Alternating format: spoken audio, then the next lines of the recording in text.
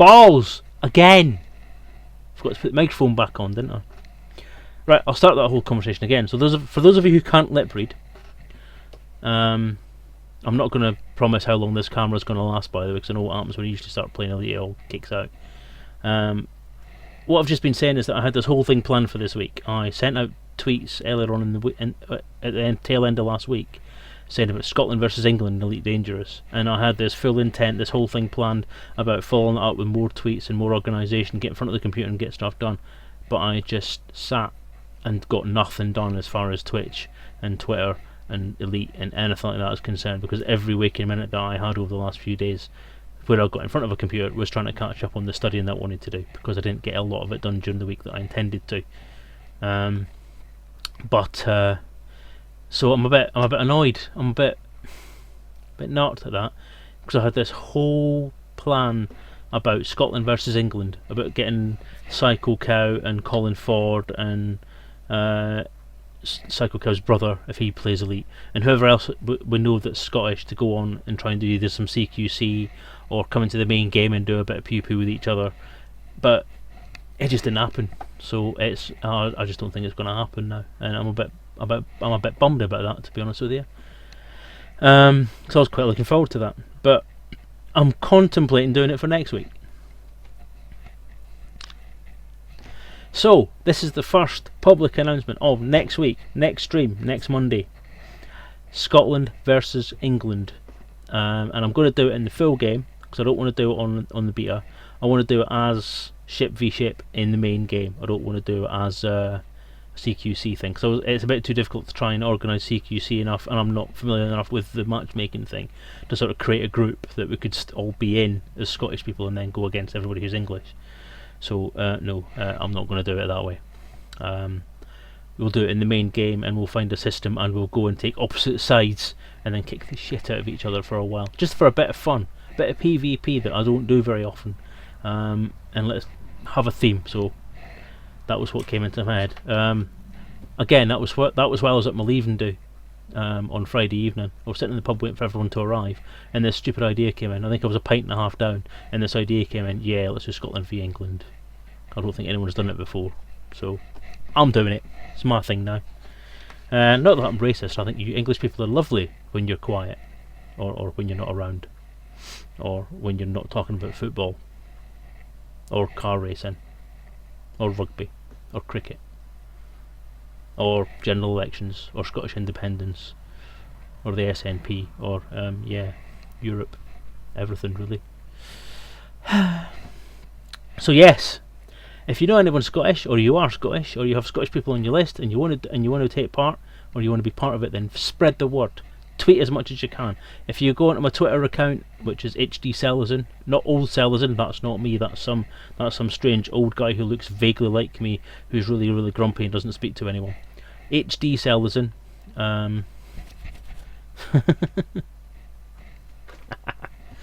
That's fine. You've just followed me back. I know you can't get enough of me, Chiana's Geek. I know that secretly you nurture these little dreams that one day you and I will become one. Yes, I know.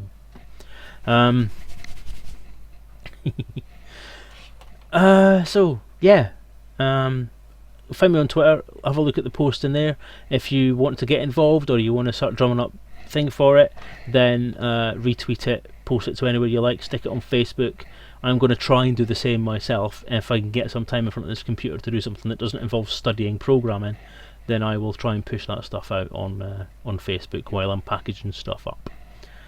So yeah, that's the plan for next week. Next week, Monday, 8:15 PM UK time, obviously. Selezen streams Scotland v England, Elite Dangerous, full game, open play. Is that enough information for you? Do you want me to keep saying stuff at you so you just all explode? Yeah, no more coffee for me today, I don't think. Anyway, we're going to do any of this shit. We're going to start playing something. I'm in beta at the moment. I thought that because beta's going to be wrapping up quite soon, and the GPP is going to come to an end, and it's all going to go all happiness. Good God, I've just had an email from someone claiming the Slough Bells ringing prize from December. Holy crap. That's what I call late. So, yarp. So anyone who's just joined, next Monday, that's all we're going to do tonight's stream. We're going to do stuff next Monday. Scotland v England, open play, full game. Be there. If you're Scottish, be there. Join the team. Woohoo! Yeah, so today I'm going to do CQC because it's the last Gasp, as you can see by the title of the stream, which should be popped up there. It's the last Gasp for my playing the beta, so I'm going to have a blast on CQC. Anybody want to join me? Pop in. Anybody who's watching and might be lurking in the background and wants to have a go, come and have a go. If you think you're hard enough, I'll be there to have my ass tanned by you, because I'm shit at CQC. So, start. CQC Championship. Let's see if this matchmaking shit's any better than it was last time I played. So my seat's gone a bit further down. I am going to pop my seat up a little bit so that I can actually reach everything. There we go. Ooh. I haven't actually touched this game since last week. Honestly, I've used this big gaming monitor, this big PG gaming monitor I have has been playing HD videos of programming. And at the same damn time, what have I been doing? I've been trying to install Visual Studio on a virtual machine on my laptop. Badly. Like 5 attempts to get it installed in Windows 7. Eventually gave up and tried it on Windows 8. So, oh, that's one cool thing that I'm kind of relieved about today. Oh, I've been worried that, you know, I've been running, I've installed copies of software that I've got from my MSDN account, and I'm not telling you I should do, because that MSDN account is going to die. But it's fine, because I'm going to get another MSDN account anyway. I'm going to retain my MSDN subscription, thank heavens. I'm going to have a go at this team deathmatch. Let's see what happens. Let's see who's in. Let's see who's playing, and let's see if we can get a bit of a going, bit of a thing going. I'm going to be going to my second account, main game, to cash in on the Sothis CG. Might not actually have a fighting shit by then yet. Whatever. I mean, it doesn't really matter what you have. It's going to be stock fighting sidewinders, literally stock sidewinders. So as they come, with the shields they come with and the weapons they come with. So that essentially, if you get blown up, then it doesn't cost you any money to thing it. It doesn't cost you any money to replace it. So little pew pew laser pointers, and crap shields and a sidewinder. Probably in the mortar system. Because I want it to be fun. I don't want it to be people spending money on shitloads of stuff that they don't need to spend it on. So stock sidewinders. Don't sell your weapons, and remember, obviously, you'll have to turn that don't report crimes against me thing. You'll have to turn that off probably as well. Yeah, because then if we start pew-pewing each other, people are going to get annoyed. But not sure where yet. We'll sort the details of that out. We can always chat about it tonight. We can always chat about it on Twitter or on Facebook or on Google or in other shit that I do, or in Twitch chat, or by smoke signal, carrier pigeon, blah blah blah. Yeah, probably Twitter actually, or Facebook, because that's kind of the quick way. That's the way everyone seems to use these days. Reddit possibly. Not that I use Reddit ever. But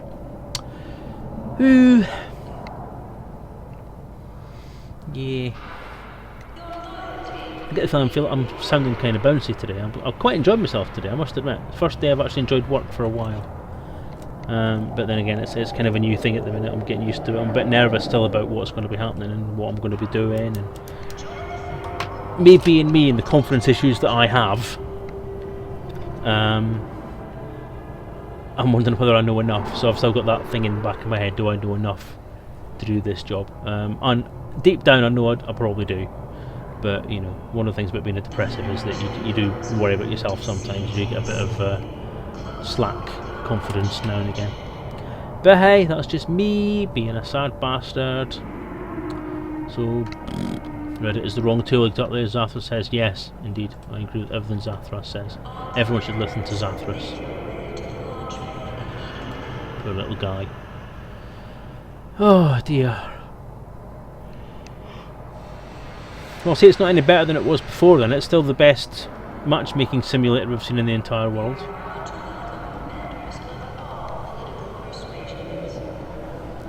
I don't have... Oh, I forgot the bloody phone cable.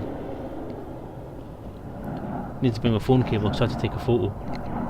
Take a photo of myself to use as the as my ID card pass photo thing, which I'm not pleased about because let's face it, you know, it's difficult taking a photo of yourself with a phone because it always looks like a selfie. Trying to find a position where it doesn't look like you're holding a phone with one hand is ridiculous. But hey ho, never mind.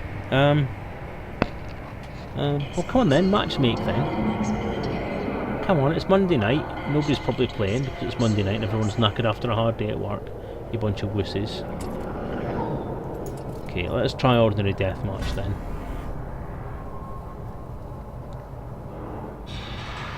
I want to play team deathmatch because I want people on my side.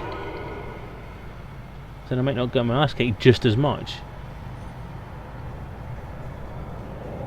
Just playing this game and end up with everyone in there who's like level 80 and I'm level 7 because I'm shit.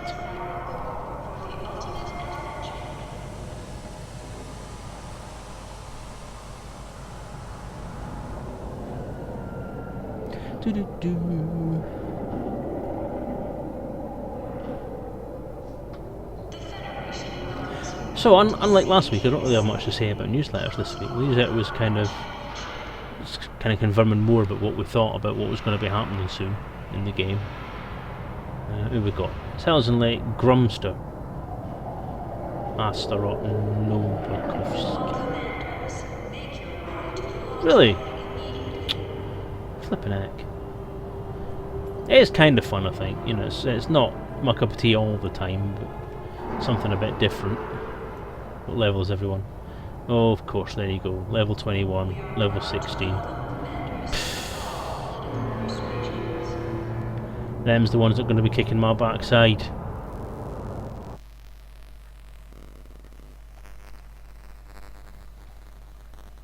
Burst. Burst. Reset panels. Compiling data now. Burst. Afterburners maxing engines. Cool. We're working.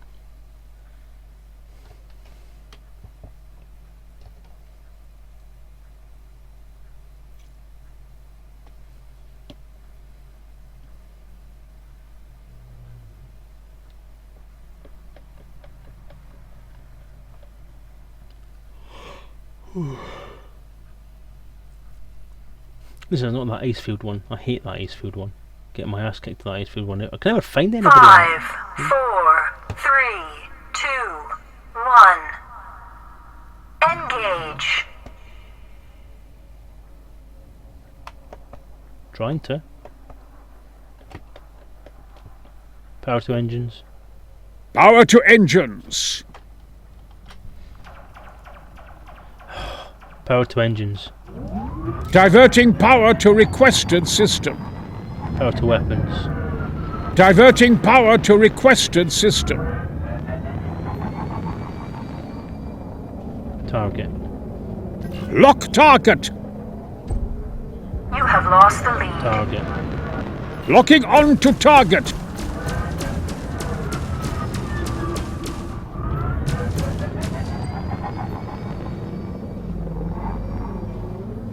Burst. Afterburners engaged.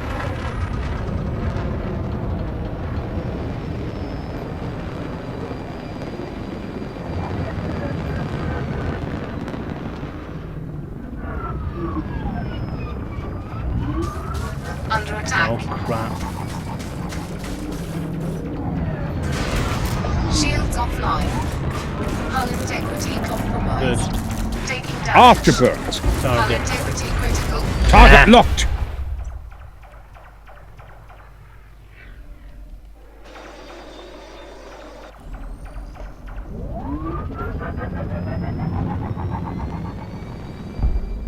Power to weapons.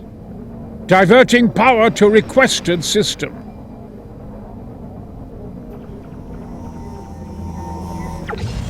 Speed surge.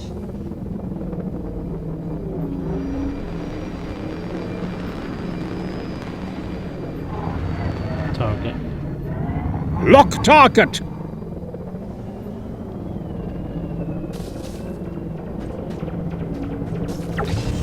Shield boost. Under attack.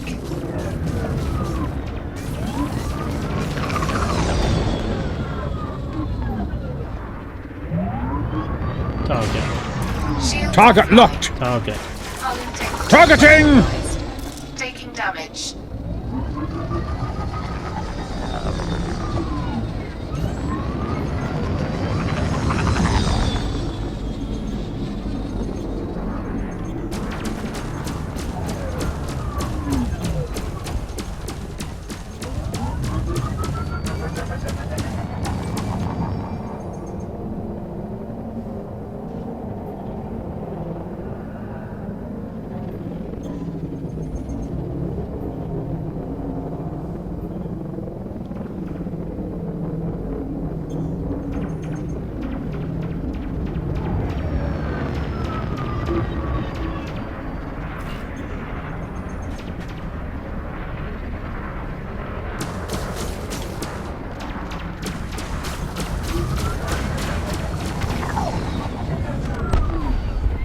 Target destroyed. Shields online. Target. Target locked. Target. Locking on to target. Under attack. Shields offline. Eject. Eh.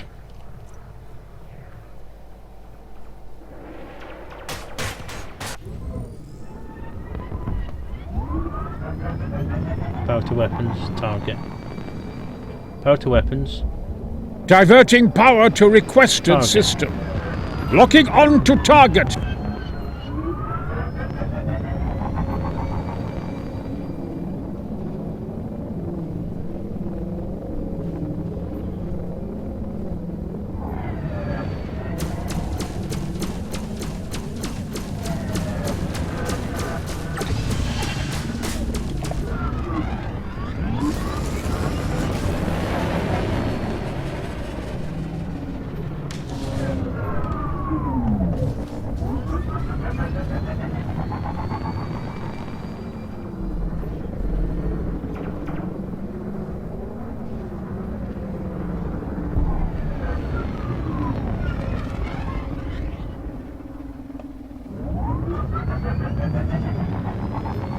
Target. Targeting!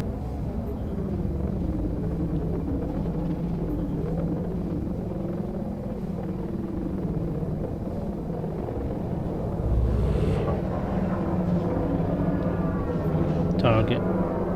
Targeting! Target. Targeting!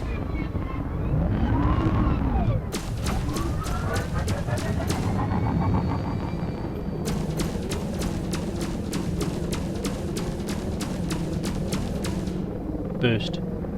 Afterburners engaged. Target. Lock target. Target destroyed. Target. Target locked. Target. Locking on to target. Destroyed. 2 minutes remaining. I didn't get my ass kicked too bad. Probably still going to be last, but oh no. Astaroth didn't get anything, but I don't think he really played all that much.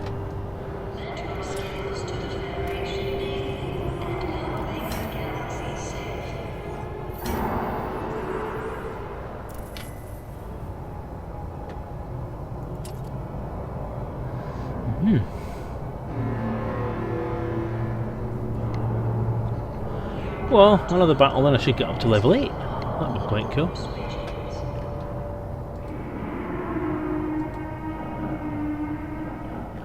It's quiet around these parts today.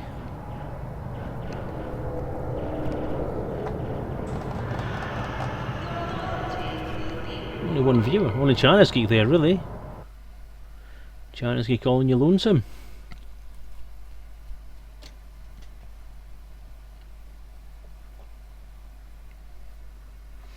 I'm competing with Fiery Toad now, aren't I? Seeing as Toadie's now started streaming at the same time as me. Nice of him.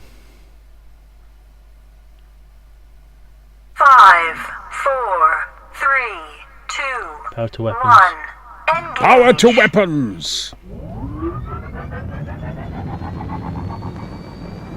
Target. Lock target. Target. Lock target. Under attack. Shields offline. Really? Eject.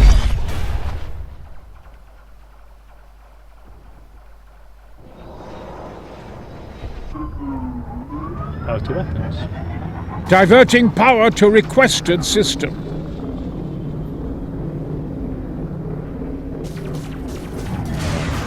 Shields offline. Seriously? Robson has a very large ship compared to me. Boost. Afterburners Power to maxing weapons. engines. Max weapons. Target. Locking target. Under attack. Shields offline. Taking damage.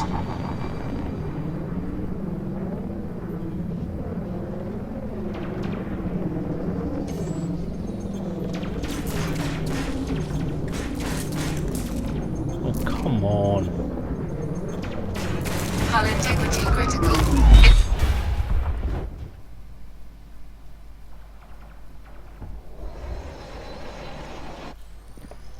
Power to weapons.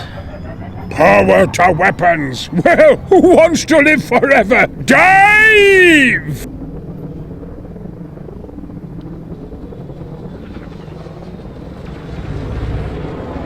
Target. Locking target. Target. Locking onto target. Under attack. Shields offline. Taking damage.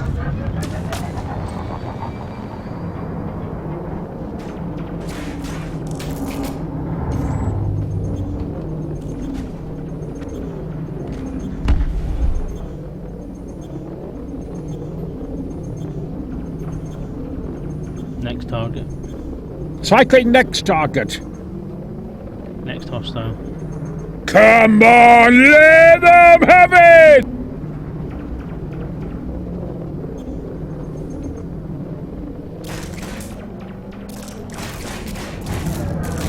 Under Really? attack.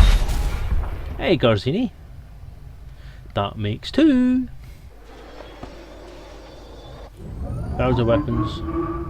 Max weapons. Target. Locking target.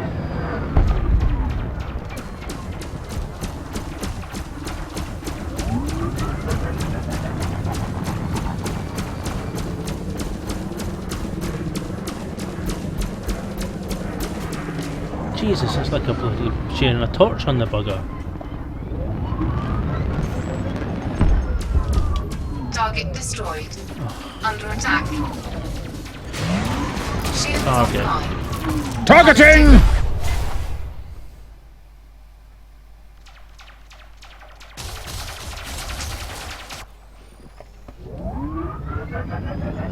Power to weapons. Power to weapons. Well, who wants to live forever? Dive!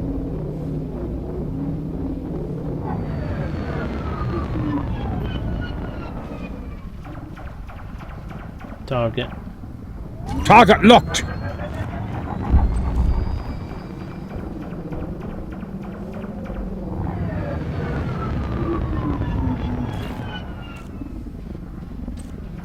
Target. Locking on to target. Target. Enemy victorious. Lock target. This isn't much fun.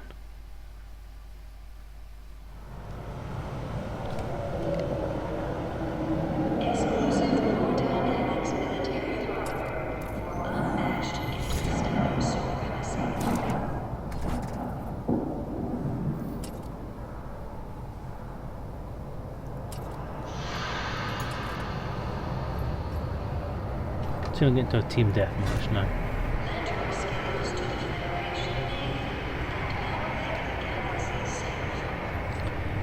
Oh. Ooh. Kev Banufong! Somebody I know! Yay!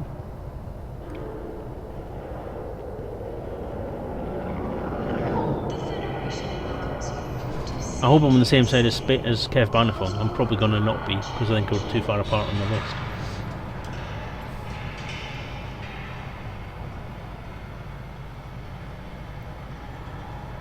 But that would be pretty cool. I had a feeling I was going to be there.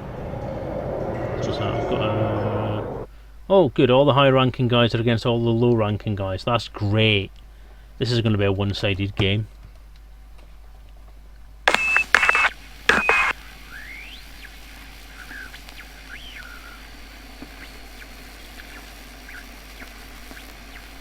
Hello there, teammates.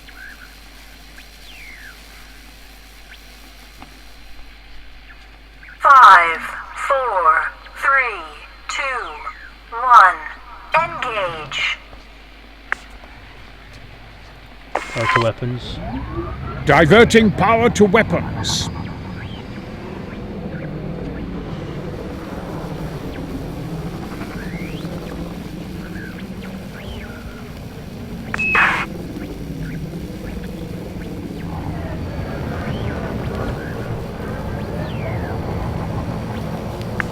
Hostile.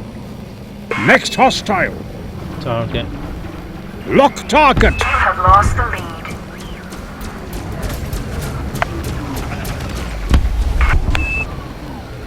Target. Locking target. Targeting. Target. Target locked. Target. Locking target. Boost. Afterburners engaged.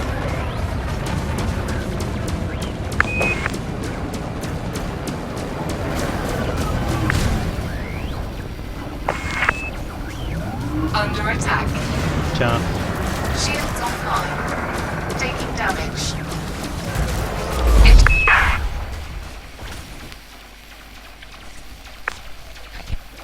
Damn you, Kev Banifong! Target. Targeting. Next hostile. Next hostile. Target. Locking on to target. Target. Locking target. Target destroyed. Target.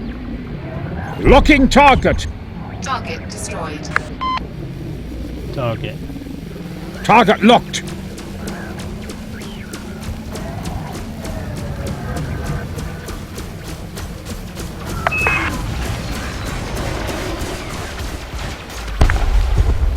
Target destroyed. You've taken the lead. Target. Lock target.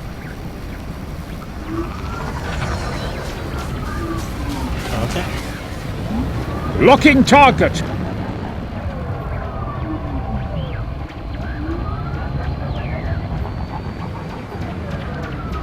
Target. Locking on to target. Under attack. Target. Shields offline. Lock target. That was blunt.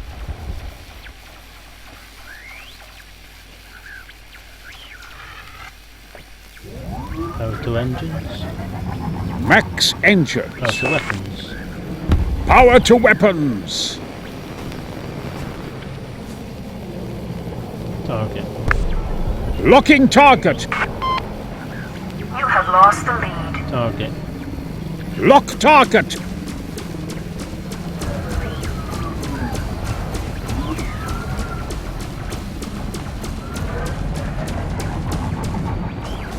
Under Good. attack. Afterburners engaged. Shields offline. Hull integrity quick.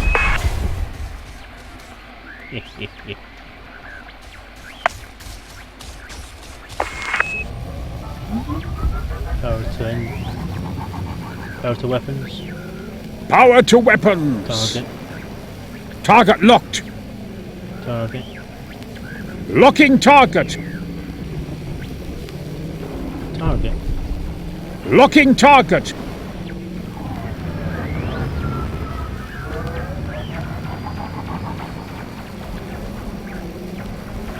First. Afterburners.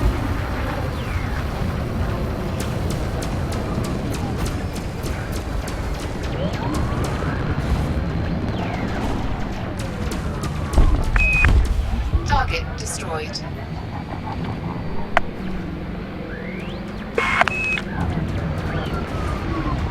Target. Target locked.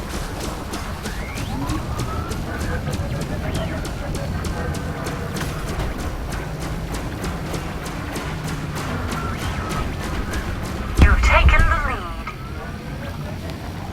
Target destroyed.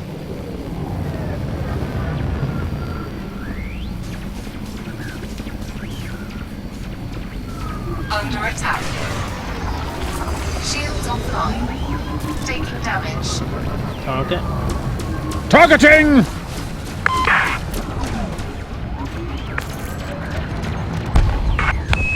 Target destroyed.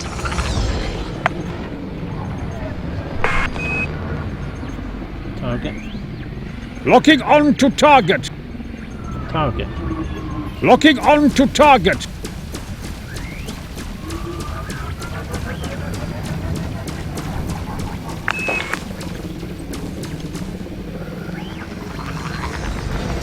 Target. Lock target.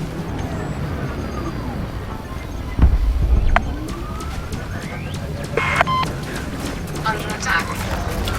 Eject. Hey Galactic Midden. How are you doing?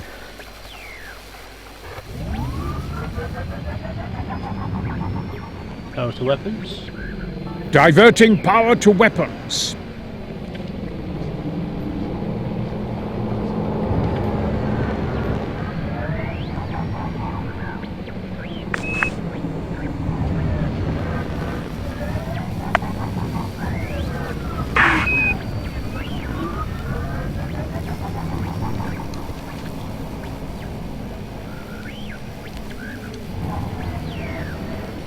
The hell is everybody?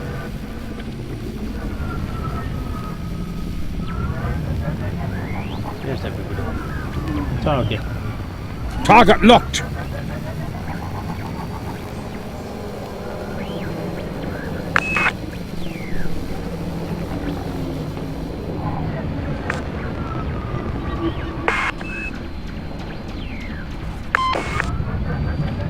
I can hear pew pew going up. I can't bloody well see anyone. Target. Target. Target locked.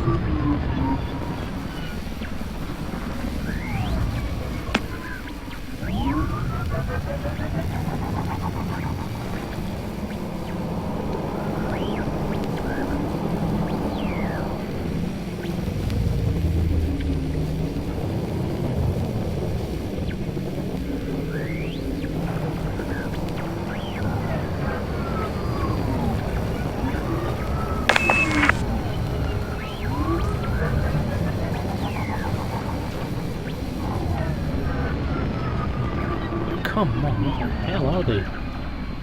Thank you. Target. Target. Targeting! Shields offline. On. Taking damage.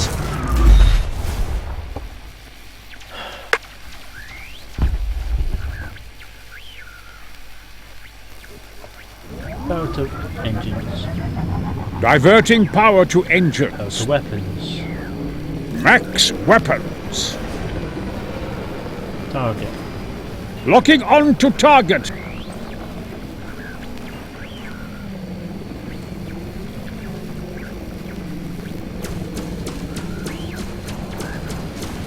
Under attack. I'm going to die very Shields quickly. offline. Taking damage. Damn it.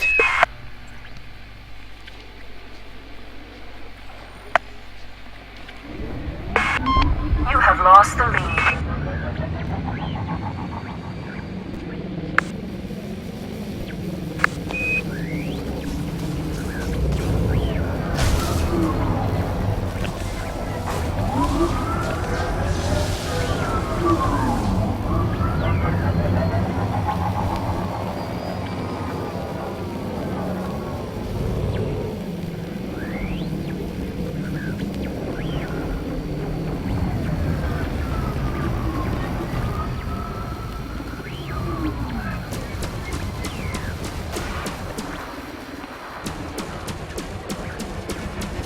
Under attack.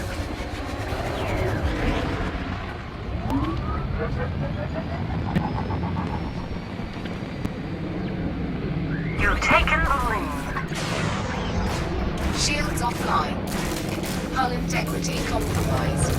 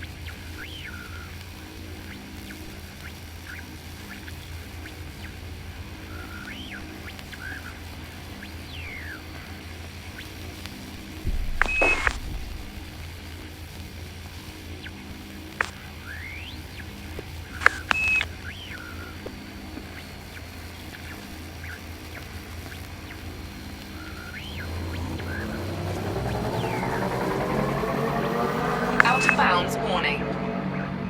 Self-destruct sequence disengaged.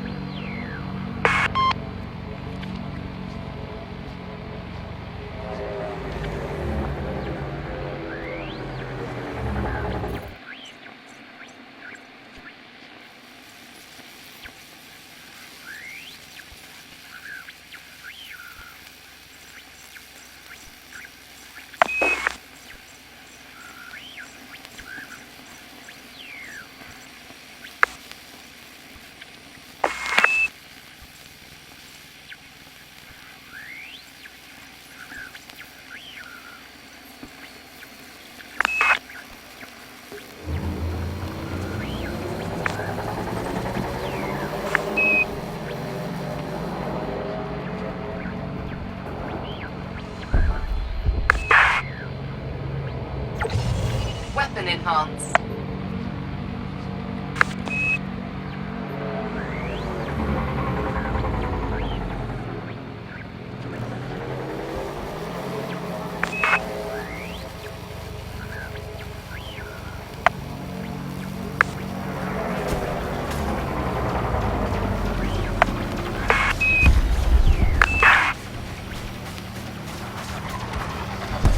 Under attack.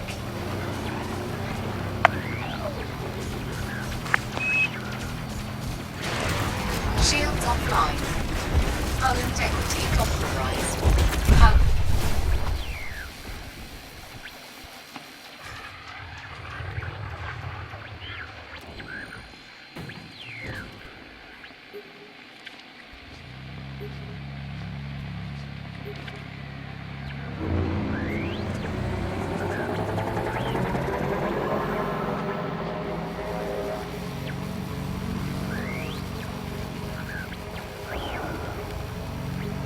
Run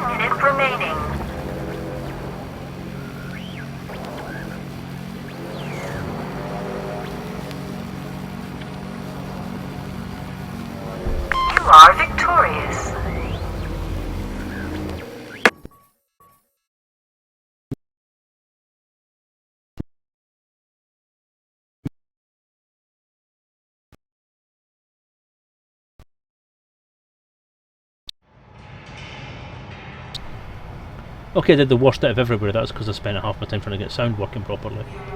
But hey, that wasn't too bad at all. I was only second worst. 5 kills though. That's not bad.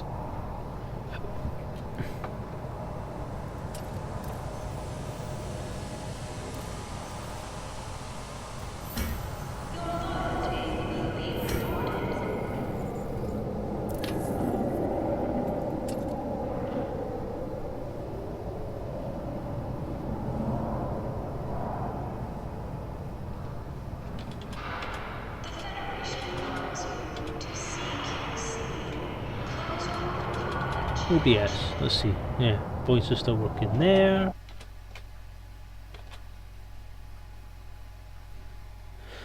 Voice attack.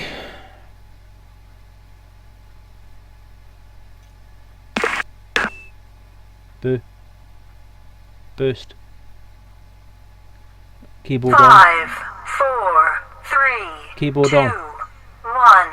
Engage. Keyboard on. Keyboard on. Keyboard mode on.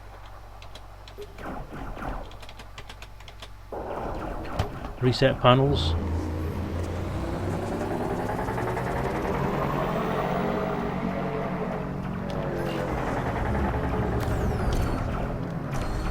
Power to weapons. Diverting power to weapons. You have lost the lead. Warning, temperature critical. Under attack.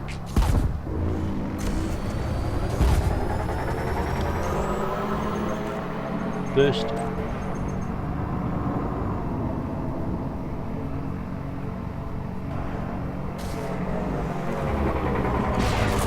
Shields offline.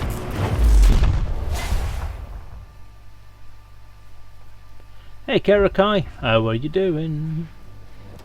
Welcome to CQC, where I'm getting my ass kicked as usual. Power to weapons. Power to weapons. Max weapons. Weapon enhance.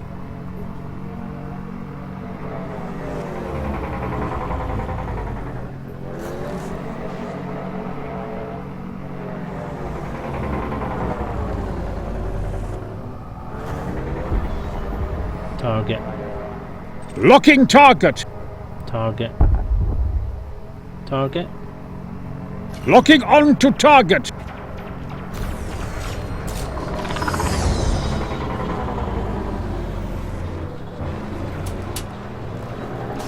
Under attack. Target destroyed. Target.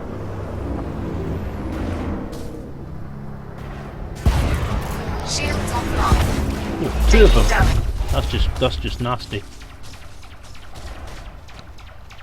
Kev Banufong! Power to weapons. Diverting power to weapons. Burst.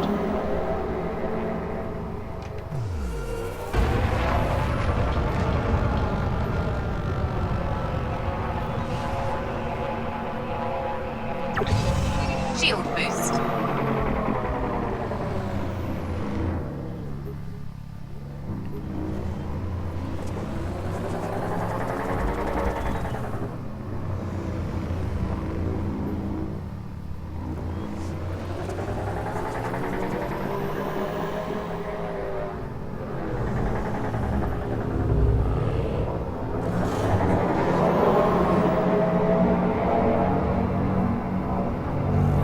Target.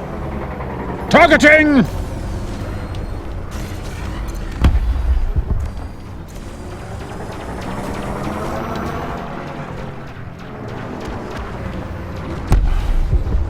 Target destroyed. You. Target. Targeting. Under attack.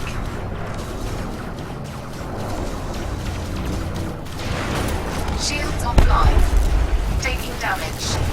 Hull integrity critical.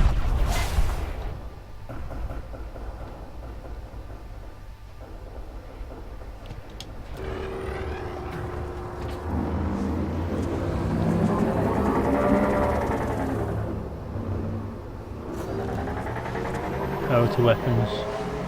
Max weapons. That was nasty of you.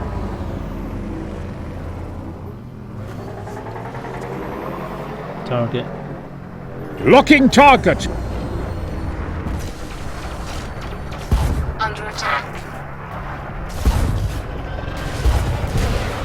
Shields offline. That's a nice Taking damage. stride.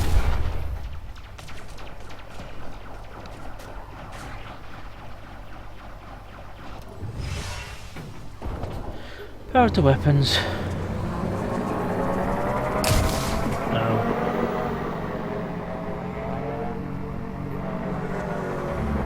Target. Lock target. Target. Lock target. Under Really? attack.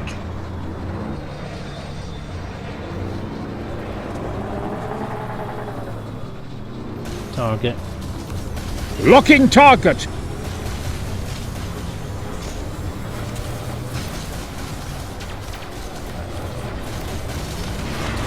Shields offline. Hull integrity critical. Ah!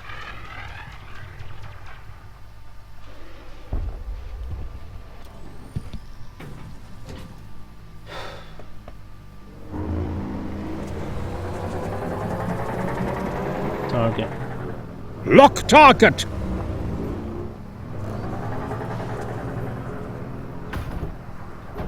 Target. Locking target.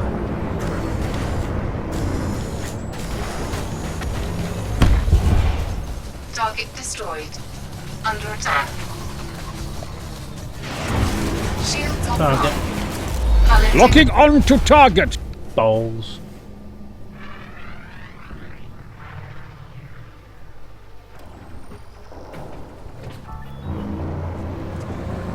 Power to weapons. Power to weapons. Well, who wants to live forever? Dive! Locking on to target.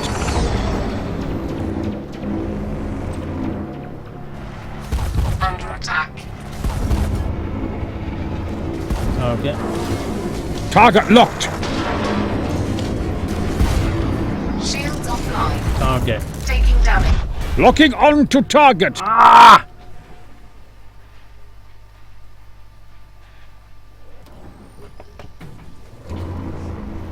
Target.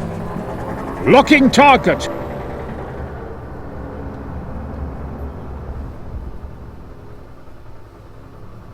Power to weapons. Diverting power to requested system. Target. Lock target.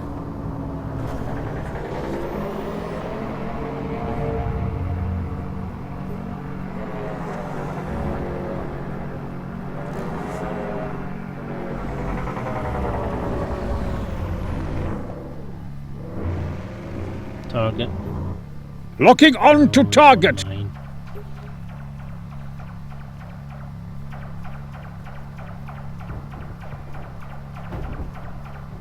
Target. Target locked. Under attack.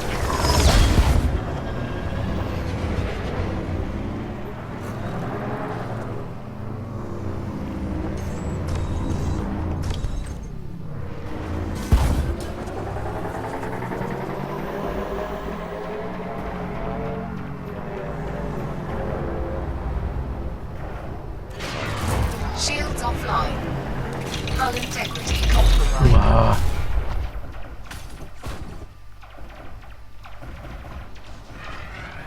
You're trying to do what I'm trying to do, Karakai. Show everyone how bad you are. Power to weapons. Power to weapons. Target. Locking target. Target. Lock target.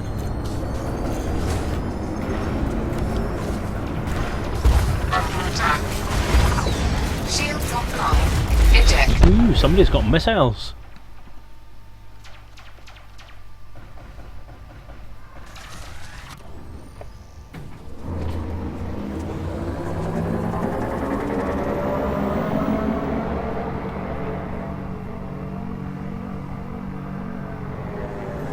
Power to weapons. Power to weapons.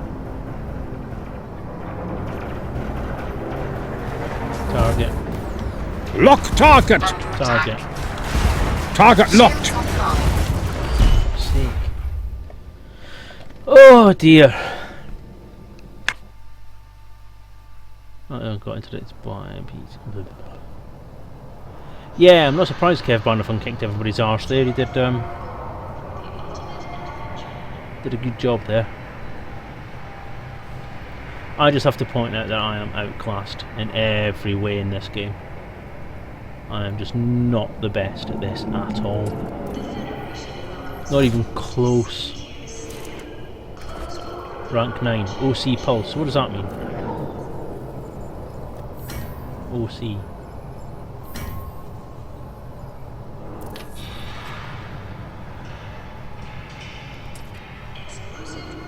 Oh, I hate this map.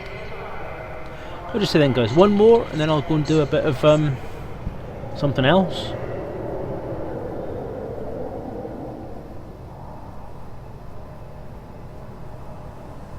I'm on Kev Barnafong's side this time. Yay!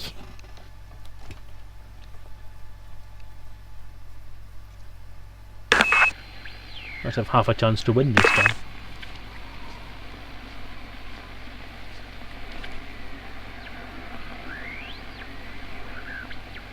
Overclocked.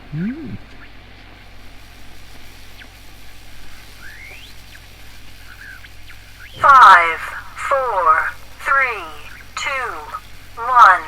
Engage. Power to weapons. Power to weapons. Well, who wants to live forever? Dive! I do absolutely hate this map though.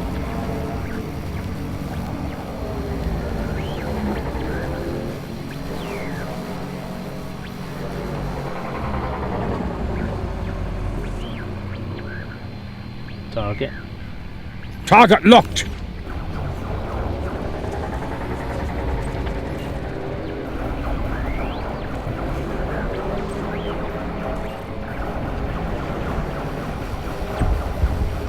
Target destroyed. You've taken the lead. You have lost the lead. Target. Lock target.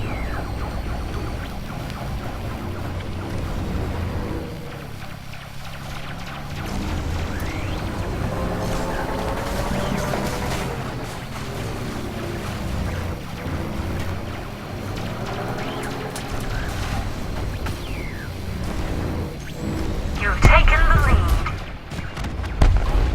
Target Target. destroyed. Lock target. Target. Locking target. Target. Targeting. You have lost the lead.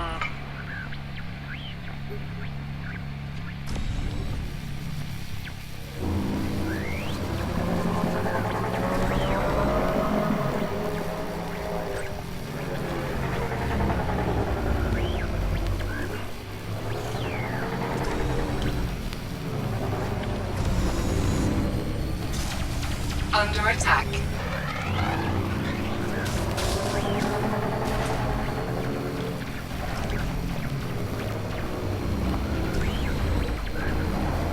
First.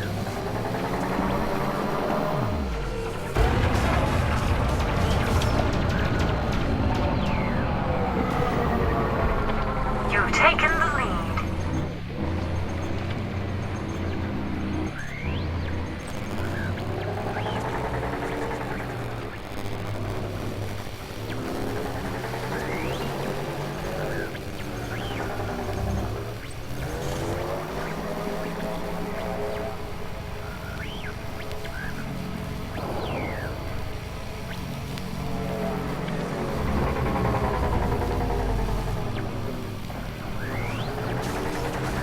Target. Targeting. Target destroyed.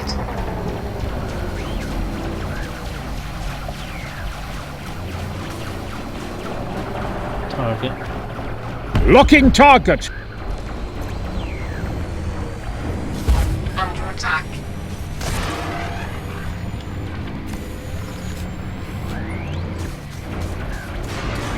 Shields offline. Taking damage. Target. Locking on to target. Out of bounds warning.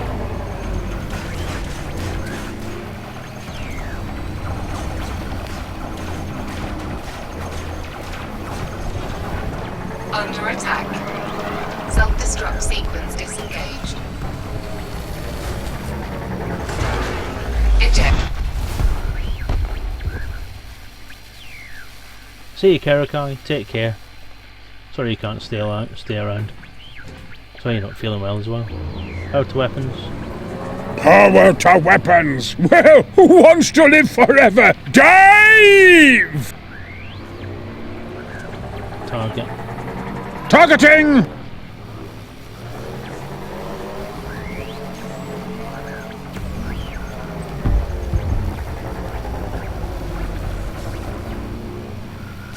Under attack.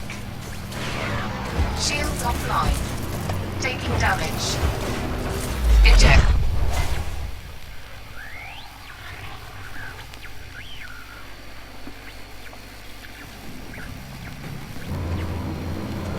Power to weapons. Power to weapons.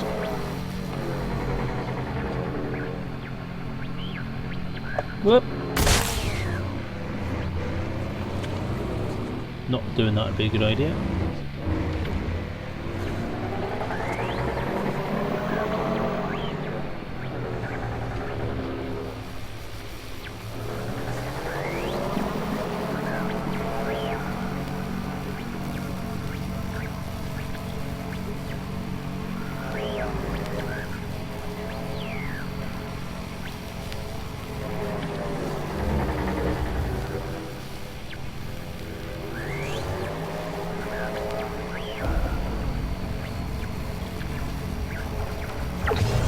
Speed surge.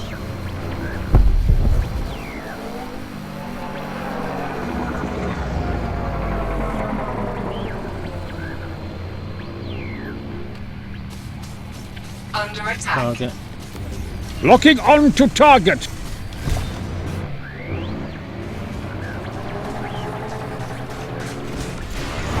Shields offline. Hull integrity compromised. Got one. Target destroyed. That's one, at least. No, who's that? Eject.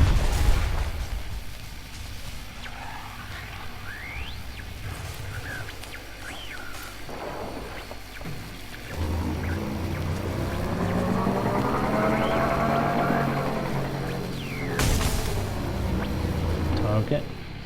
Lock target. Power to weapons. Diverting power to requested system.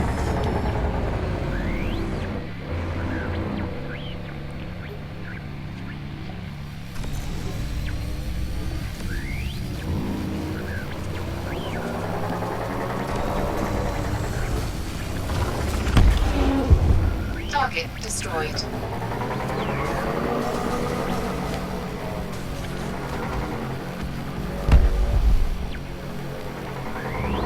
Cheers for that, Novakowski.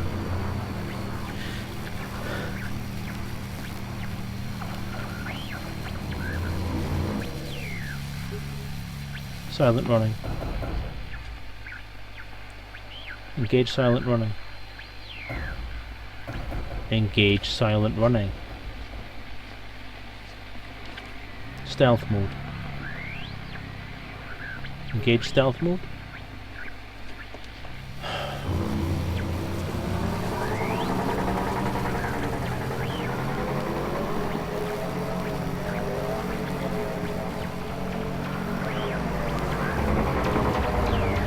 Target. Locking target. Target destroyed.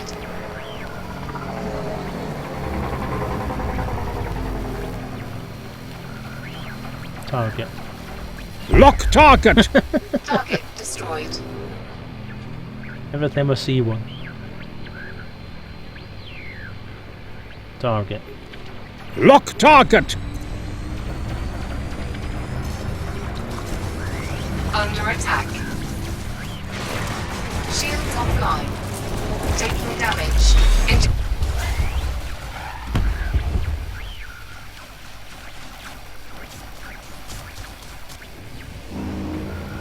Power to weapons. Diverting power to weapons.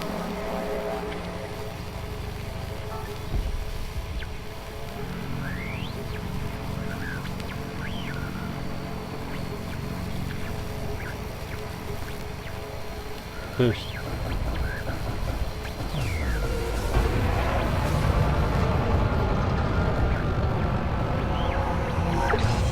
Speed surge. Out of bounds warning. Under attack. Yeah. Self-destruct sequence disengaged.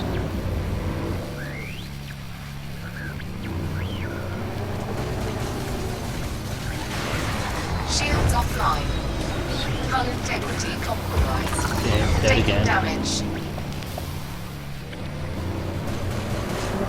Target. Locking on to target. Eject. Arixac! How you doing? Welcome to Dave Gets His Ass Kicked Night. Power to weapons. Max weapons. Target. Targeting!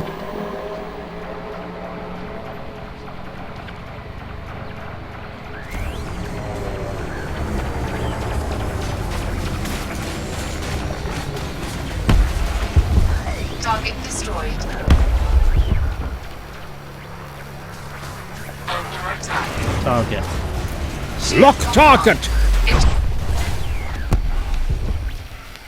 Still here, eh? Thought you were having it all off last weekend. Power to weapons. Power to weapons.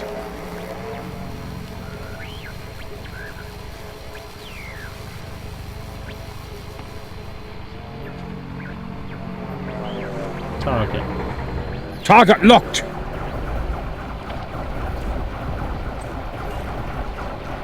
Yeah, I think he's You getting are it. victorious. Yay! Well, that was better. 3 kills.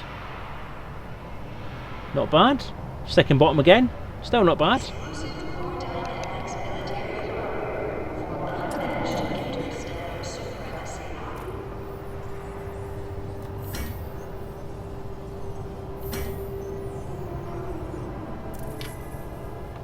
Yay!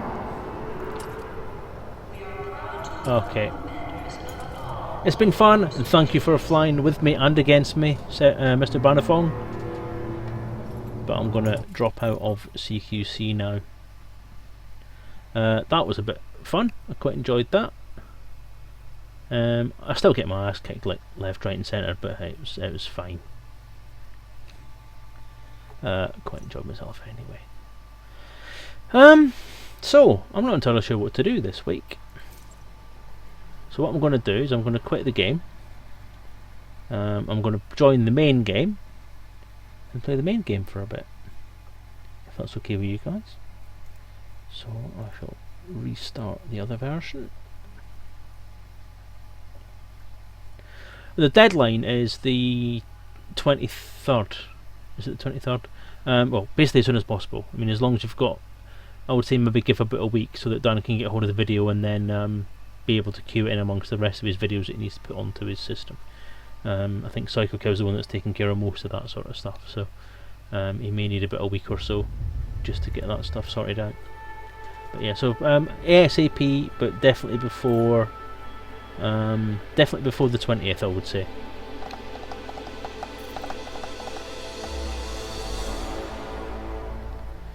Right, I'll see if I can join this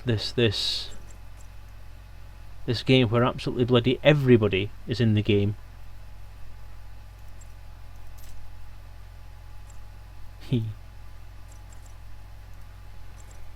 Start.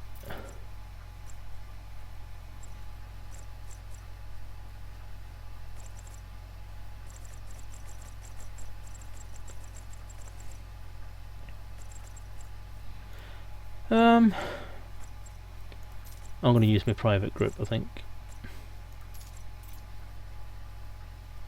Oh, hey, I've got a vulture now, haven't I? Okay, you know, this week, what I'm planning, I'm actually going to do a bit of trading this week, I think, because kicking people's ass in a vulture, combat with CQC, combat with the python, combat with the vulture, I'm getting a bit combated out. So I'm going to take a bit of a break. And we'll do something kind of productive. We'll make some money by trade routes. We'll do a bit of trade, I think. So I remember in Vergari and Delcar. So what I'm going to do, I'm going to switch to chatty and move it out of the way. I'm going to go to the galaxy map.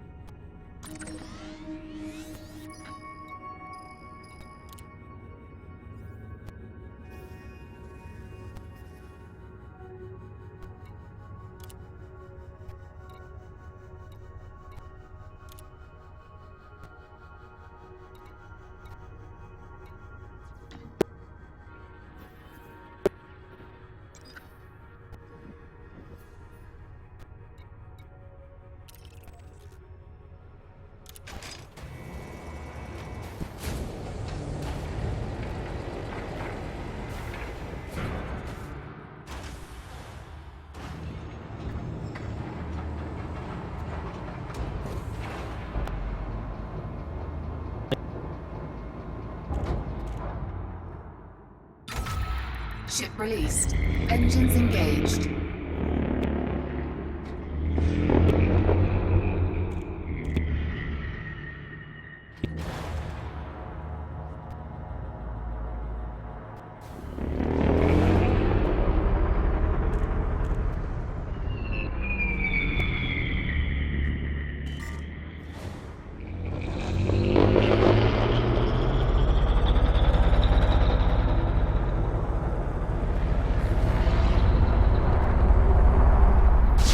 Hull integrity compromised. Shields offline.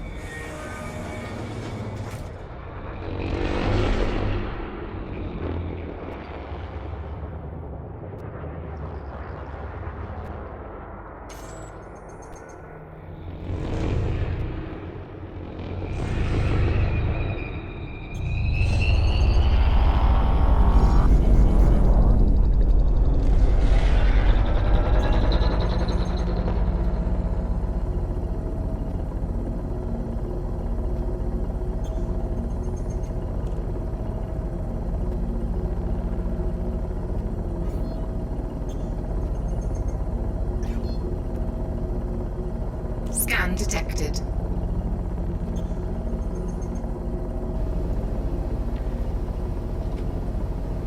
Yeah, I think I'm having some memory issues at the moment.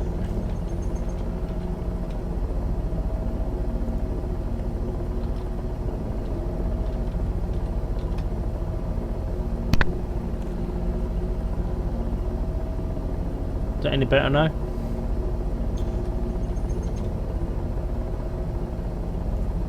I'm going to close voice attack because it's not doing me any favours at the moment.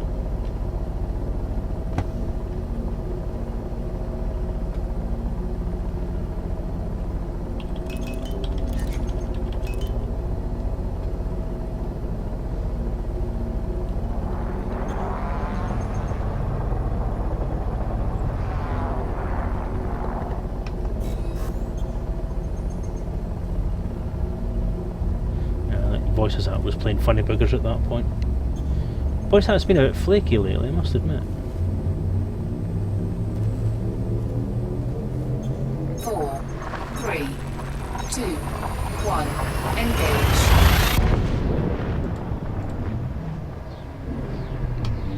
I can't believe how many people are actually online at the moment at the same time as me. Fiery Toad's on. Rhaegar's on. Nat's Right's on. That's pretty much everybody who shares the fan base, if you like, the viewer base, sorry, is a better way of putting it, as me. So that's why I'm getting 4 people. Well, 1, 2, 3, 4, 5. 5 people, including somebody who might be a spammer.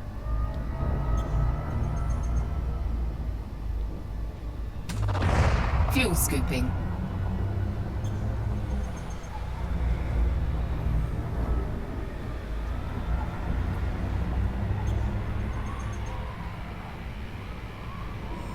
Fuel scooping complete.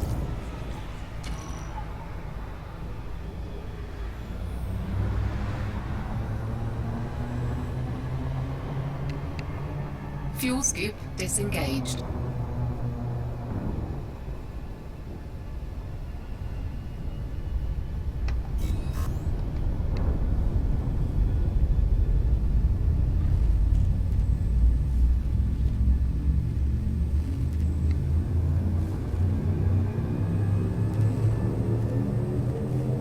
Four, 3, 2, 1, engage.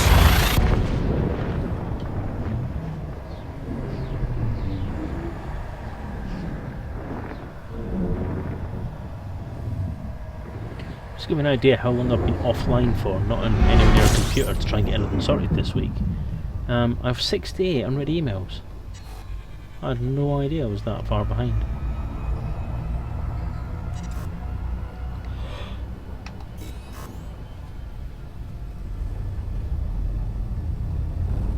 That's kind of scary.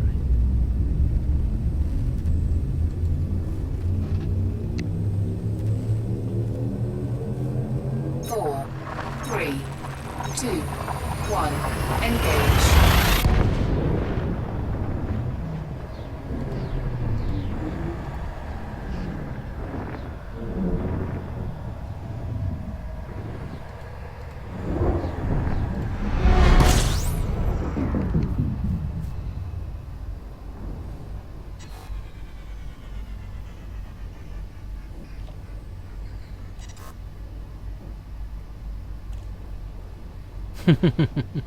No, sadly not. There is one from Frontier. Ed sent me an email which is which does contain something quite exciting. I'm not going to tell you what it is yet.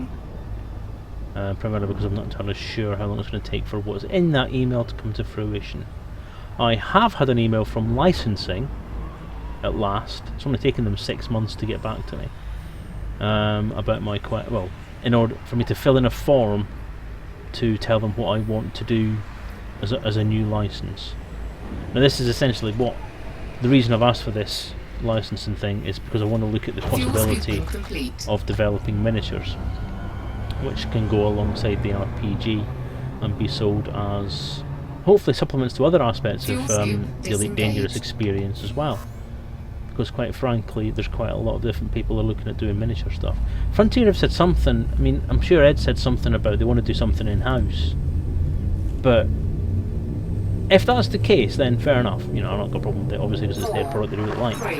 But what I would like to see is a little bit of negotiation back and forward with people like myself, Colin Ford and a few others who are also looking at doing miniatures, Mike Snowswell as well, who have done quite a good job at designing them and have done a really good job at producing them as 3D printed miniatures for various different projects.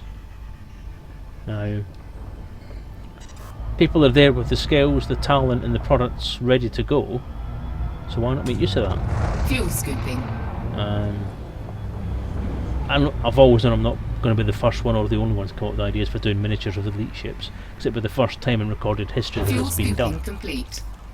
And it's a market that needs to be tapped and is quite a good profit maker as far as I'm concerned for Frontier and for other things, and I'm sure there's a few of us who would be quite happy with contributing towards that. If Frontier want to take some designs that other people have done and sell them on, and even just give those developers a bit of commission, do you know what? I'm perfectly happy with that. I'd quite happily sit in front of a 3D application, draw a little ship, get it sent back to them as a 3D miniature, and then, you know, reap 10% of whatever might come through that just for the pleasure of doing the design, basically. would depend on what they want to offer as a license for it and how much it would cost. Obviously anything I did like that would probably involve some kind of Kickstarter campaign again.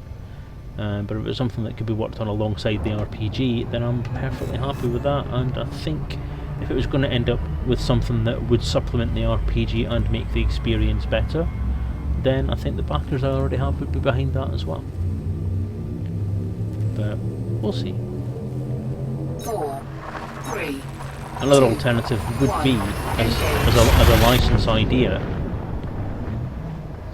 is something that I've had in my head about. You've mentioned ship layouts, but some kind of deck plan layout is something I've had in my head for a while, and something Dan keeps going on about it, and it is a good idea. It's a lot of work, but it is a good idea, and it's certainly worth pursuing. But I don't know how much they would be behind doing that, given that it would involve having to release information about the interior layouts of ships.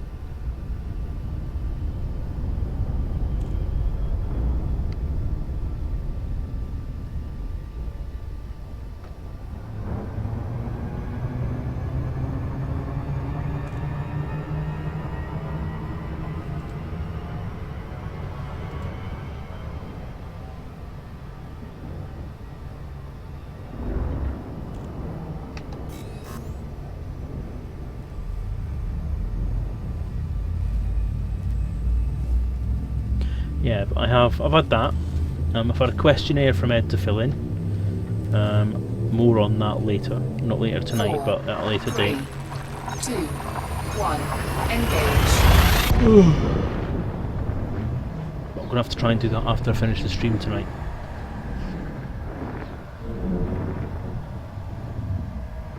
Yeah, and I still need to chase. Well, the thing is, I have chased. I've chased till I'm blue in the face about this ship layout information or things, but just can't seem to get responses from people about it.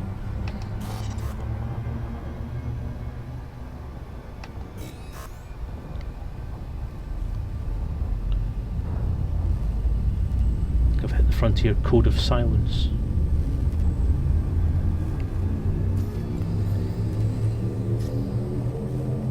Four, 3, 2, 1. Engage. Not that there is one of them, obviously.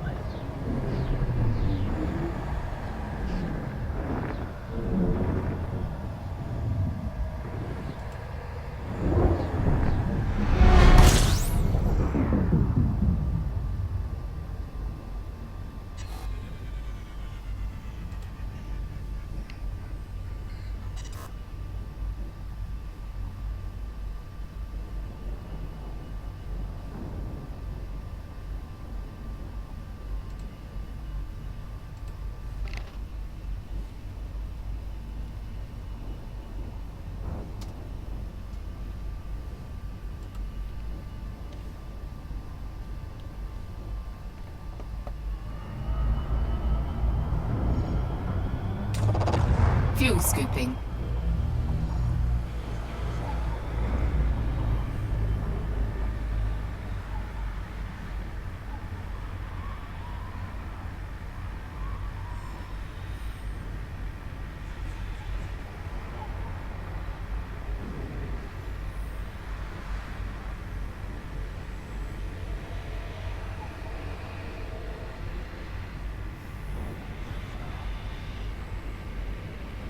Fuel scooping complete.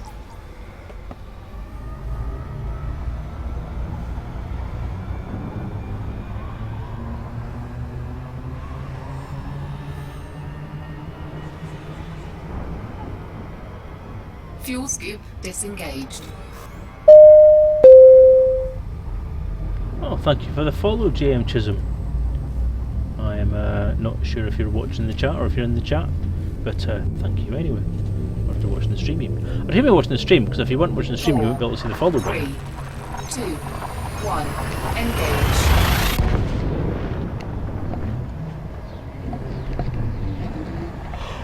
Oh dear.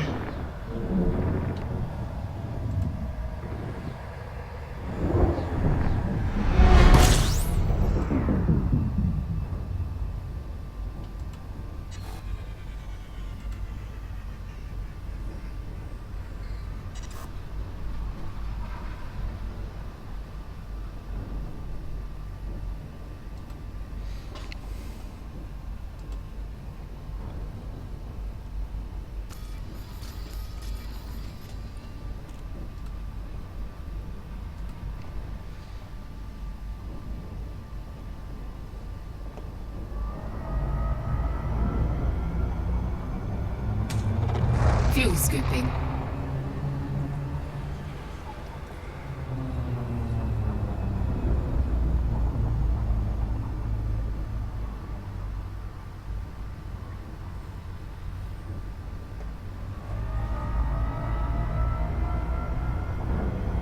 Fuel scooping complete.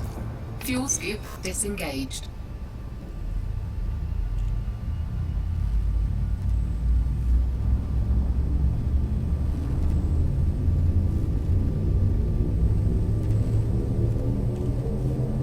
Four, three, two, one, engage.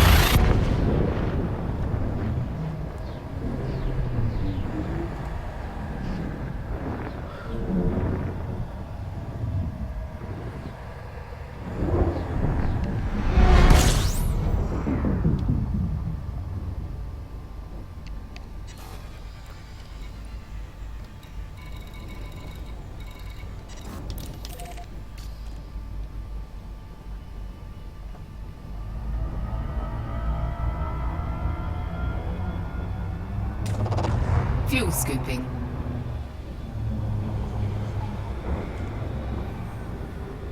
Fuel scooping complete.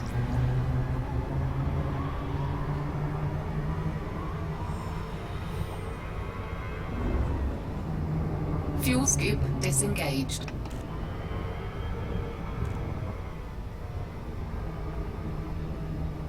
It's the wrong button.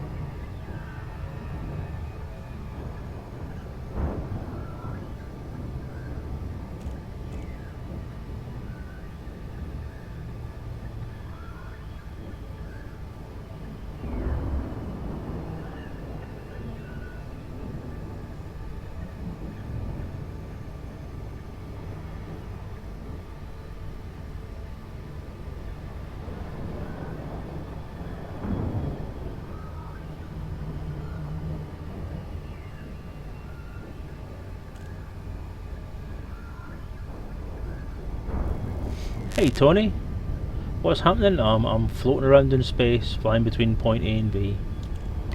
How's things with you? I assume that's Tony Stevenson, yeah? Yeah, if I remember rightly. Yes! How are you, mate? How have you been?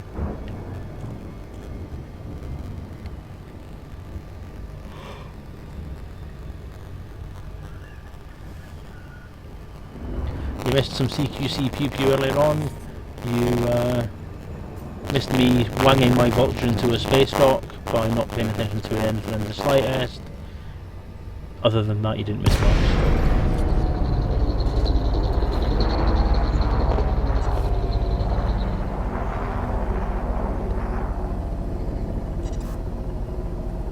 Boost. Oh yeah, switched it off then.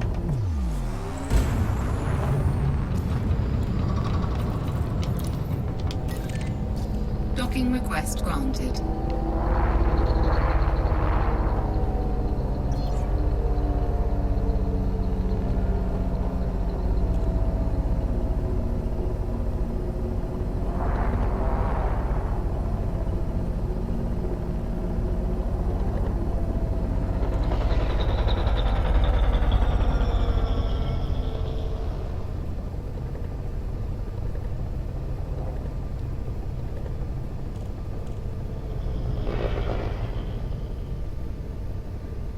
Scan detected.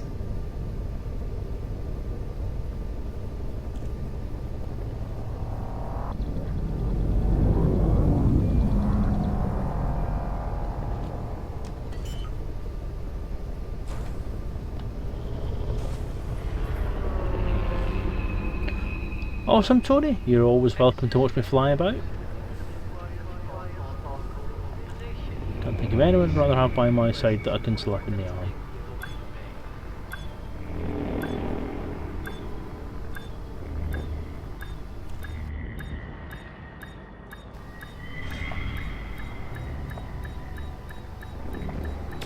Docking successful. Engines disengaged.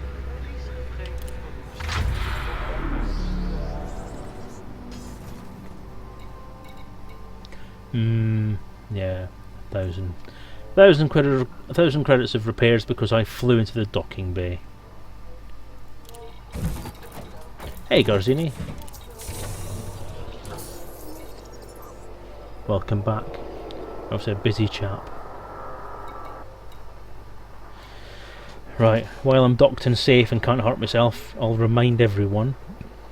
I am going to do next week. I'm going to try and publicise it through this week. But next Monday stream, pardon me, I am going to do, if there's enough interest, and far more subclauses and subparagraphs in this sentence as is necessary.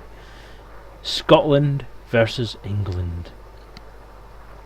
Now I'm not entirely sure whether I should make it rest of world versus England, like they do for that. They do a charity thing on ITV every year, which is rest of world versus England football.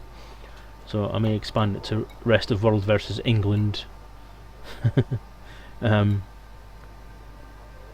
Head-to-head PvP in open play in the main game, just basically kicking people's asses because we can.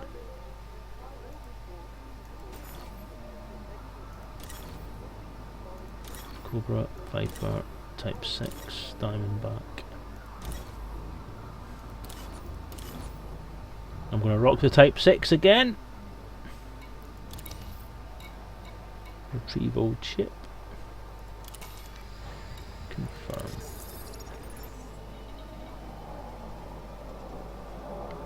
Neds versus Chavs. I like it. Well, if genetically you're 3/4 Scottish, then you have to be Scottish, Garzini. You have to be Scotland. It has to be done. Yeah, Tony, I did 1 or 2 Facebook posts about it on Friday because when I was slightly drunk, the idea hit me that would be a great idea, and then completely failed through the rest of the weekend to publicise it anymore, and only just really remembered about it today. So it was a bit late to do anything about it tonight, especially with the fact that I was at work and not able to sort of do anything. But it's just went totally in my head. But yes, next Monday, 8:15, open play, full game. Not the beta, even if it's still going by then, not the beta anyway, but the full game. In the Morton Mark system, we will take ourselves out to somewhere safe, or relatively safe, turn off ship damage, report ship crimes against us, and have stock sidewinders. So we will have stock sidewinders with weapons, and basically it will be like old times. We just all kick each other's ass as much as we can.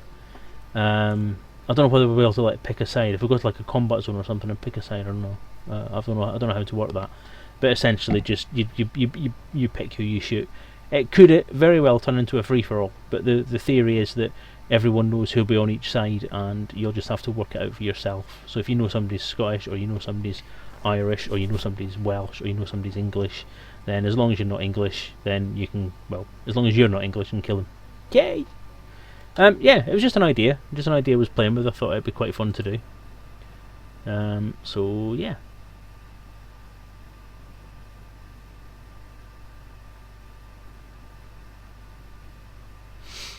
So, currently in Shenrar to Desra. I am going to do some trade. I'm going to try and find where to trade with.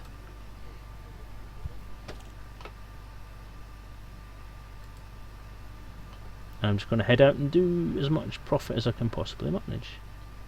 So apparently, the first job, I'm using the eddb.io. I'll stick that in the chat for you so that you know. eddb.io /trade/single. Yeah, I'm using that, and I'm going to try and work out where I can go and get some decent trade done.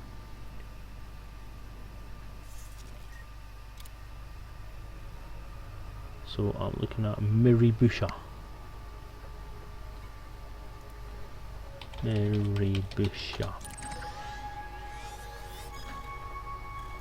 Plot. fastest route. Locked.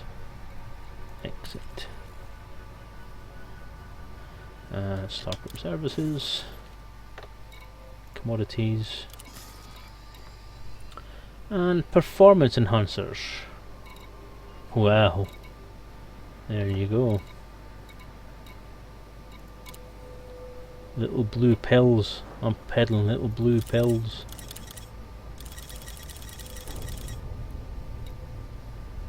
$100 tons of little blue pills.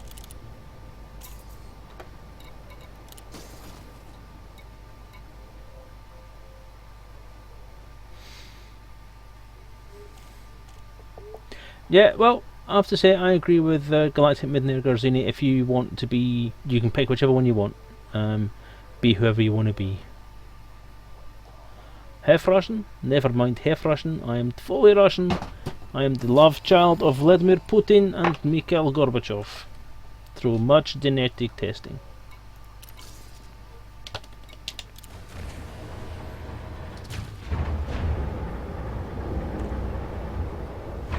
Just use Selezen as a seed for my new Minecraft world. It's crap. Oh, thanks! Tiny island with no trees. Which is kind of the opposite of what Selezen Lake is. Selezen Lake is a lake in Russia. Oh, I see, now I see why you say about Russia, why I'm saying half Russia. Ship released. Engines engaged.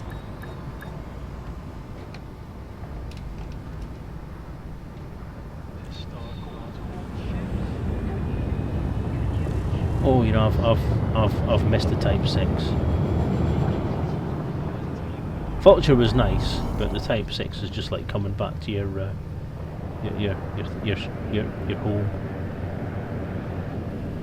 It's like after you hire a van and you come back to driving your own car again. It's just comfy, just fits, just feels good, it feels comfy. I'm a comfy man. Boost, can't do that. And switch them on.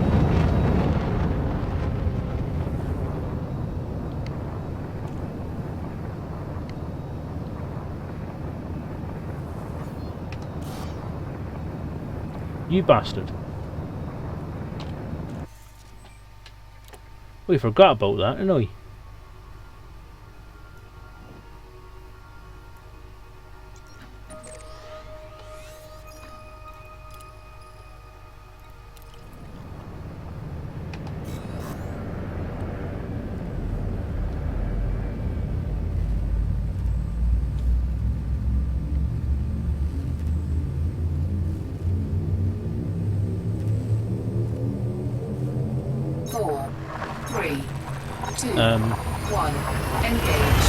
Half Russian, not quite.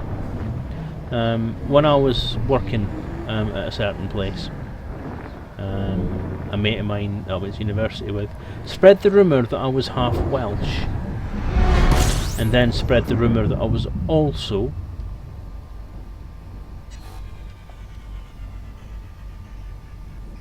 half Croatian.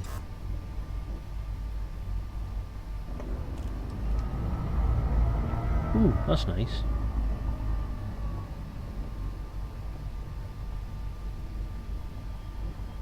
Ah, see. So many different references that could have been.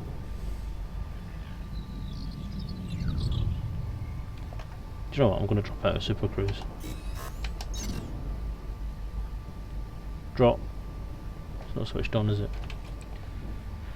Oh, I keep forgetting to switch the bloody thing on, don't I? Right, let's see if it's all fixed itself up now.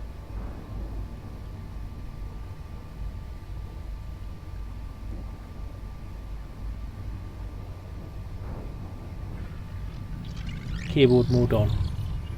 Typing mode on. Reset panels.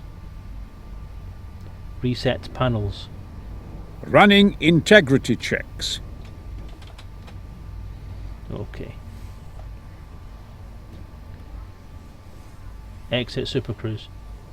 Super Cruise drive disengaging. Exit Super Cruise. Disengaging cruise. I'm half Polish, must be the alcoholic half as I'm crap at plumbing.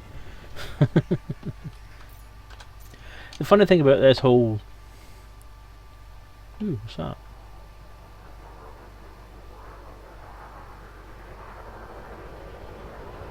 He's going to attack me, isn't he?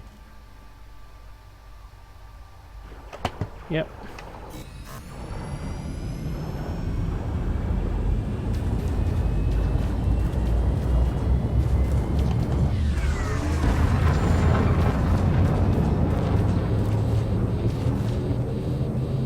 Ready to engage.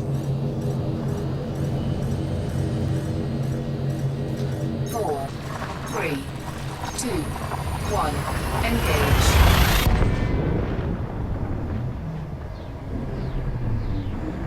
Warning, taking heat damage.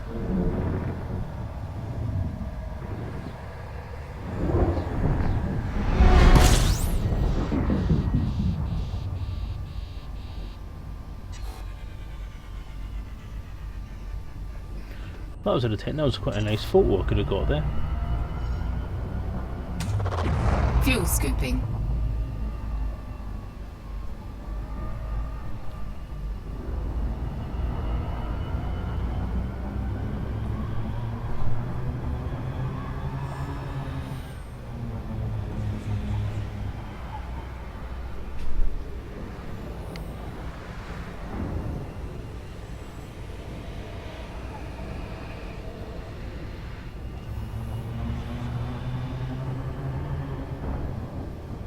Fuel scoop disengaged.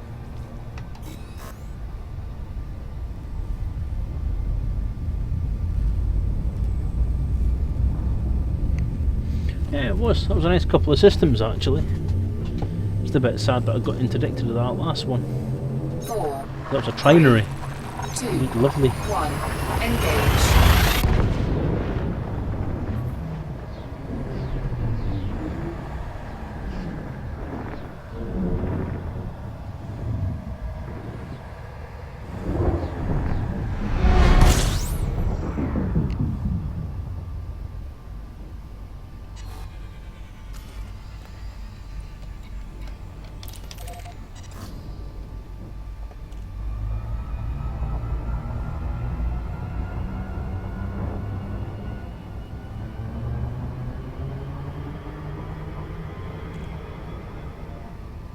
Gonna get interdicted again, aren't I? Look at that little block of things closing in on me there.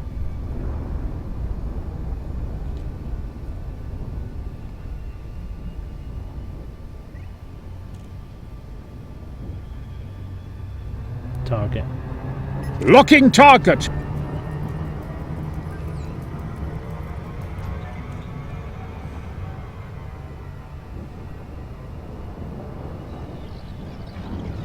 Do you know, I wish I had the bloody thing. Vulture. Yeah, so they're slotting in behind me now.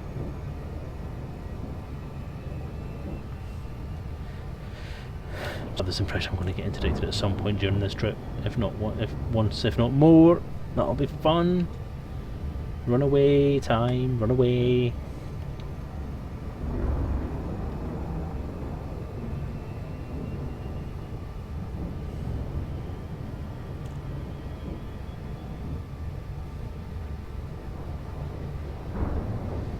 Ever done a Han Solo fake jump when being attacked?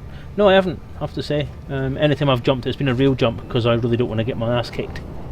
Because I don't have any weapons on this thing.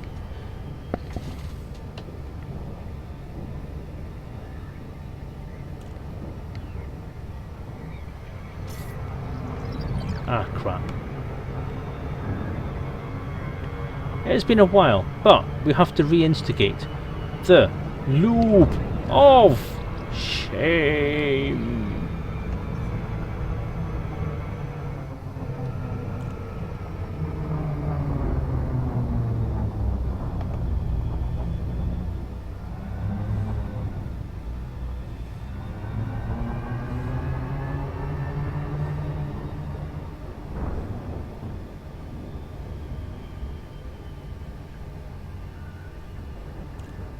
So then, come on then, Arkzak says such a good question there. How would one do a Han Solo fake jump then in Elite? I didn't know you could. Interested to know how.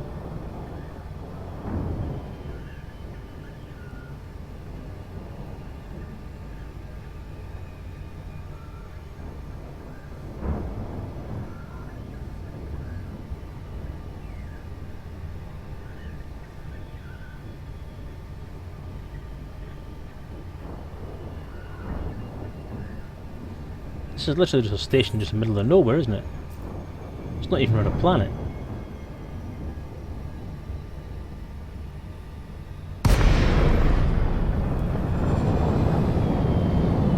The Friendship Drive.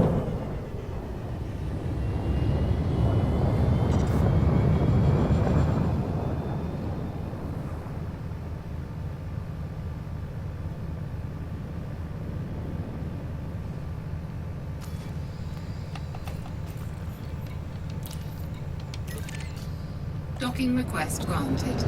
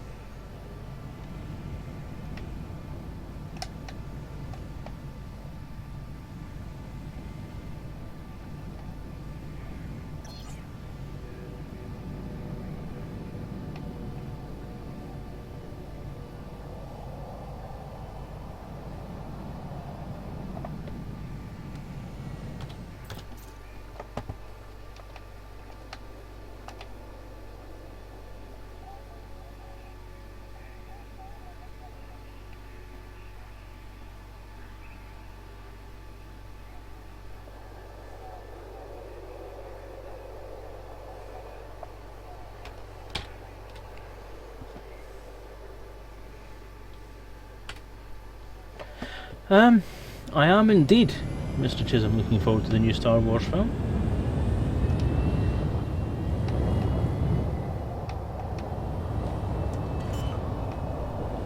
I would have to say that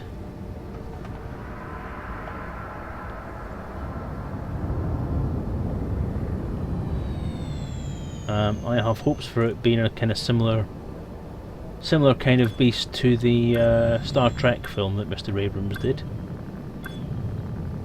It'll be good. It'll be a bit different to what people are expecting.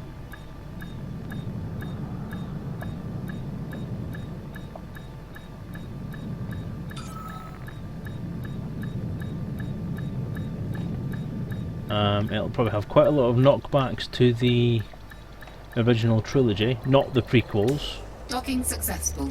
Engines disengaged.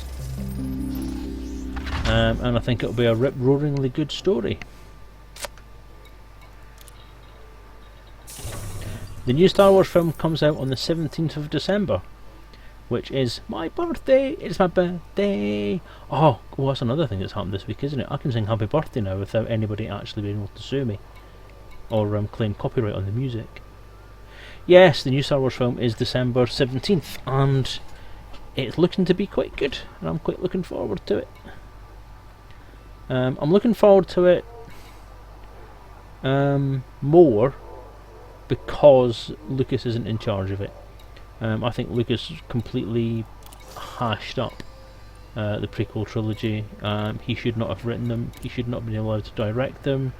He should not have been allowed anywhere near that screen. Where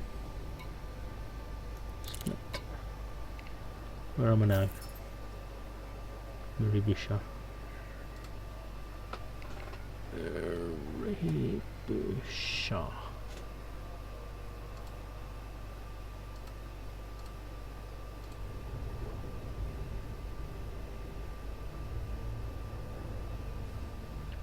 Oh, 587.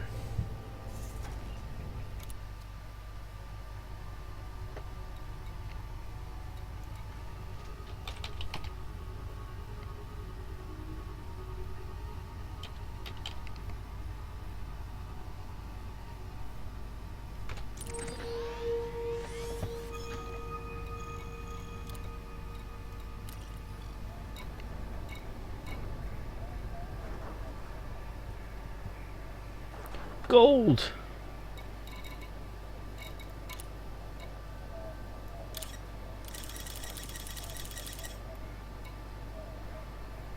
A million credits worth of gold. Cargo hold at maximum capacity.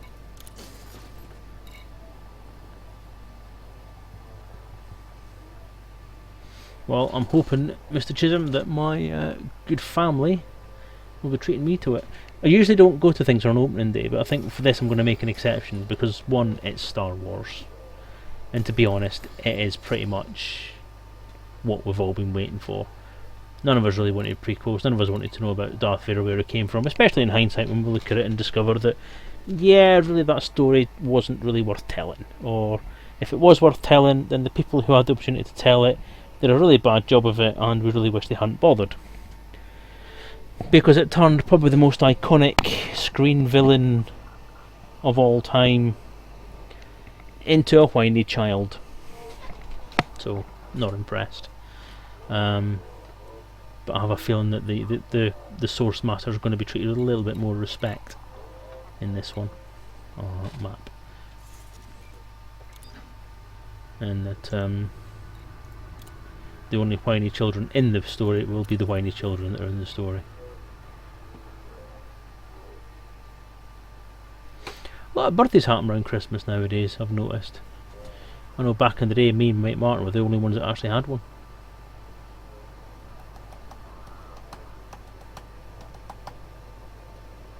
Right. You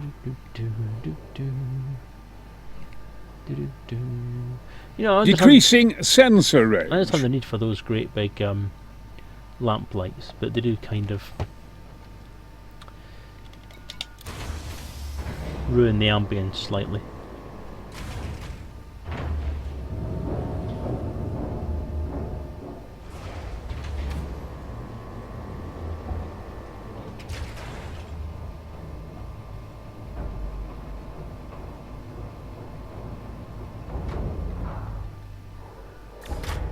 Ship released. Engines engaged.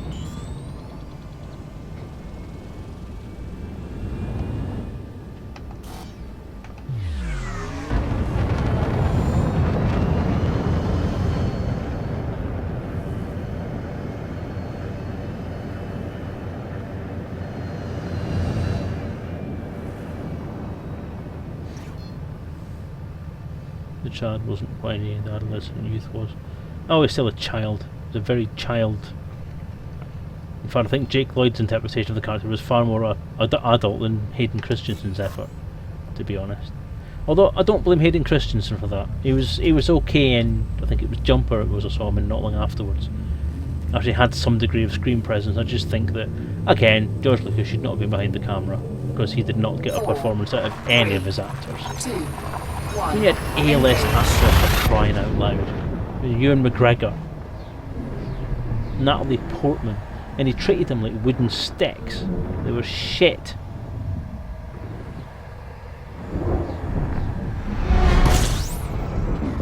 Ridiculously bad. Just bad. Leave me alone.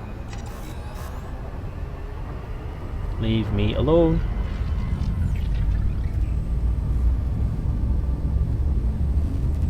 Leave me alone. Leave me alone.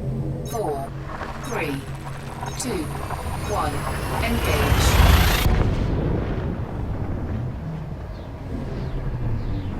Yeah, what Eric Zack says.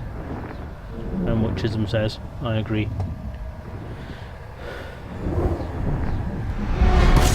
The writing was pretty pants as well, though. I mean, the direction was bad. The writing was pants. Characterization was crap. It was just all bad. From minute 1 to minute end, it was bad. And if you turn off the sound, it's only marginally better.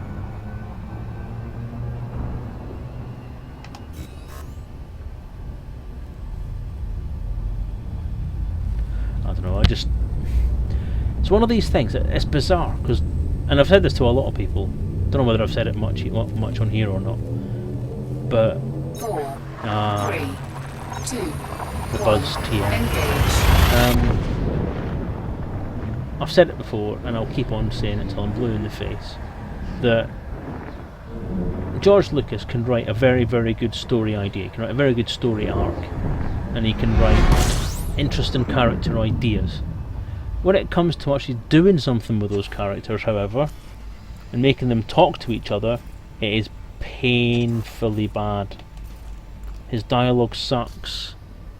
Remy City, honestly.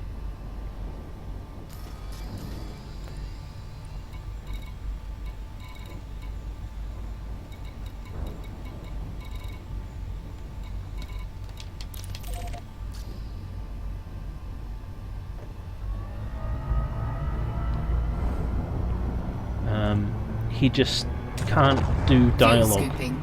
He can't do Fuel scoop just disengaged. anything really. The reason that the original trilogy was so good is because there were people that edited the scripts and did stuff with them, did rewrites on them, and changed them, and actually took out all of the. Well, I say all. Let's be honest with it. They took out most of the crap, most of the shitty dialogue, and then actually made it scan and read quite well. And whoever it was that directed him, was it Irving Kershner or someone like that? The people that did the directing and the editing actually did a very good job of getting decent performances out of the people and actually stitching it together to a decent story with decent pace.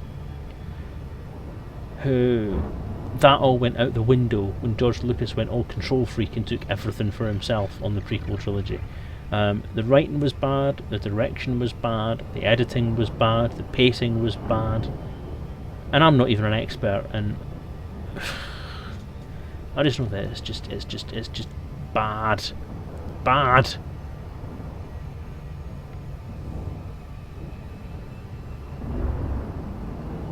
Han and Chewie had some deep conversation. That's the original ones. That's the oh shit. Stop distracting me, you chat people.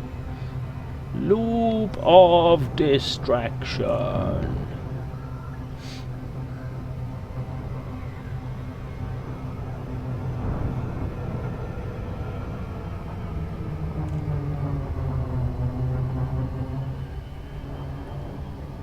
Actually, I kind of got away with that. Yeah, the original trilogy was okay. As I say, most of the shite was taken out. Return of the Jedi, maybe some. Yes, exactly, exactly. It really was like a Mary Sue fanfic shit. Yeah. Yeah, Return of the Jedi, I think he had a bit more control over what he was doing in that, and I think that shows in the fact that he basically made little kids running about. And it's bad. Some bits of it are bad, but I used to like it. When I was younger, obviously, that was actually my favourite film, and as I've got older, it's kind of been surpassed by Episode 5, because obviously I'm older and I prefer the darker stuff a bit more, and I prefer a bit of depth to stuff that's going on. And all the way to the end of season, to the end of season, shut up, to the end of the second film, the subtle play between Han and Leia just works really well. It's very, very well done. The dialogue is perfect. The way they act together is brilliant. And then you get into episode 6, and it's slightly kind of goes a little bit twee as far as that goes, and there's a lot of kind of cheesy dialogue in there, like the whole bit where it's about the sister thing on the bridge. That scene on the bridge, I mean, that was the first kind of general idea that you were looking back, that you were looking at Lucas's influence, because it was a bit awkward and a bit cheesy and very, very, very, very juvenile, very, very badly written, basically. So as I say, episodes 4 and 5, most of the cheesy shit was taken out. Everything was put back where it should be, and everything was made to flow rather well. Whereas that bit in the middle of the film, although it was important for the plot, could have been done a hell of a lot better. So, yeah, and then that just the shameful part of it is that what should have been excised in episode 6 was actually Scan made more of in detected. episodes 1 to 3. So the cheesy one-liners, the cheesy dialogue, the cheesy over-affectionate crap that was being stuffed in there like there was no tomorrow was just bad, and it just got out of hand. And somebody needed to go up to George Lucas and say, you cannot write. You need to stop right now. You need to just back off and realise that this film franchise that you've spent so long perfecting with your stupid edits and your stupid additional bits and your stupid special editions are all wank. Big bag of wank. And you've taken what you created, which a lot of people have a very strong place in their heart for, and turned it into cheesy fanfic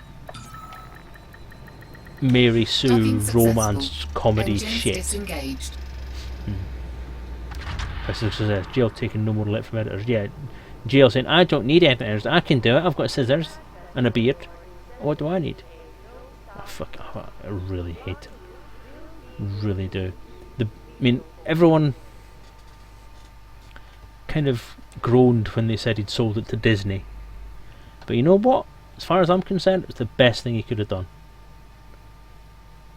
Because if he'd kept it, he'd have fucking ruined it. He'd have left those prequels as being thingy. There was discussions apparently going on even at that point about doing sequels. But if he'd done them, he'd have fucked them up. He'd have trod everything into the ground and actually stomped everything out. He'd have put the fire out, turned the lights off, and then fuck off and torch the building behind him when he left. If he'd done that. But then selling it to someone else was a good thing. Selling it to Disney, everyone kind of said, meh. But then I think Disney was the right choice, because Disney pushed actually getting the films made, and that's one thing that Disney do tend to do. They do tend to say, yes, we will do it, and then they'll do it. They have got people on board who are not Disney franchise-tastic, so they're not giving it to someone who last directed a Pixar film to do, which is a good thing. They've given it to J.J. Abrams, who pulled Star Trek out of the fire. Let's be honest about it, because Star Trek was dead. 2 really shit films and then 1 really shit series killed that franchise stone fucking dead. And okay, novels and comics are trying to keep it going, but to be honest, it was dead. And they've tried to keep it going in the way that they can, because essentially Simon & Schuster and Titan Books and whoever it is that's publishing this shit now tend to just write their own check anyway nowadays.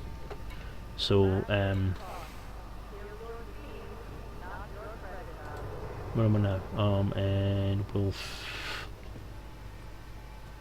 5, 8, 7.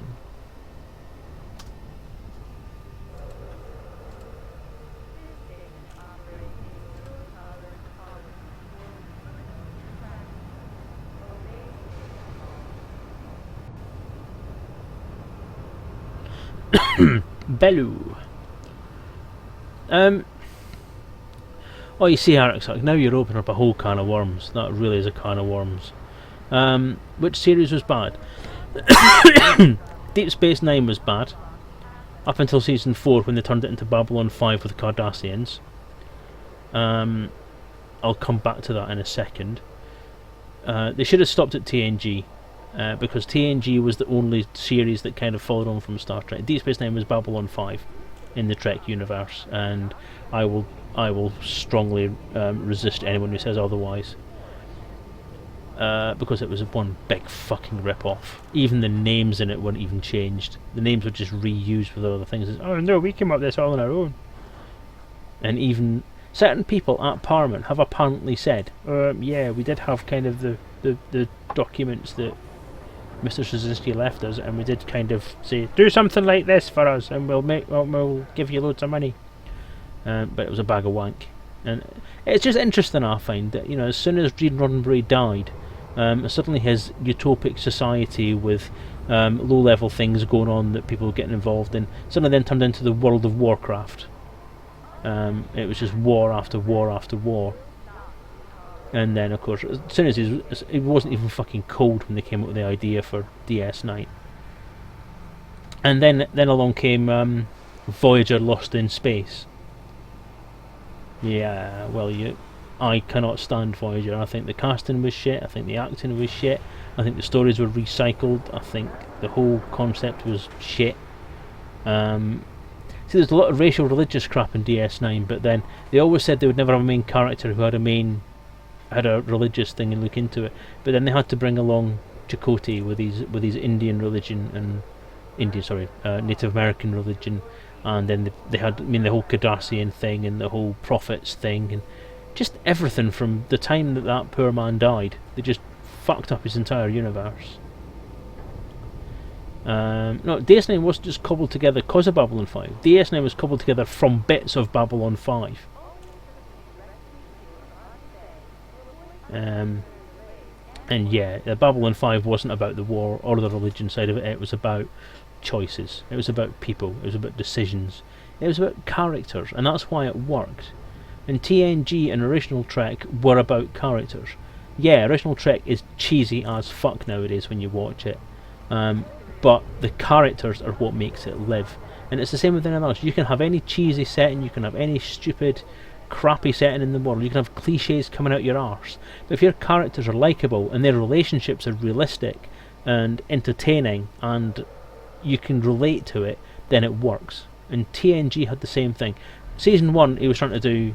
Season 1 of Next Generation, it was Roddenberry was trying to do the original series just with new people.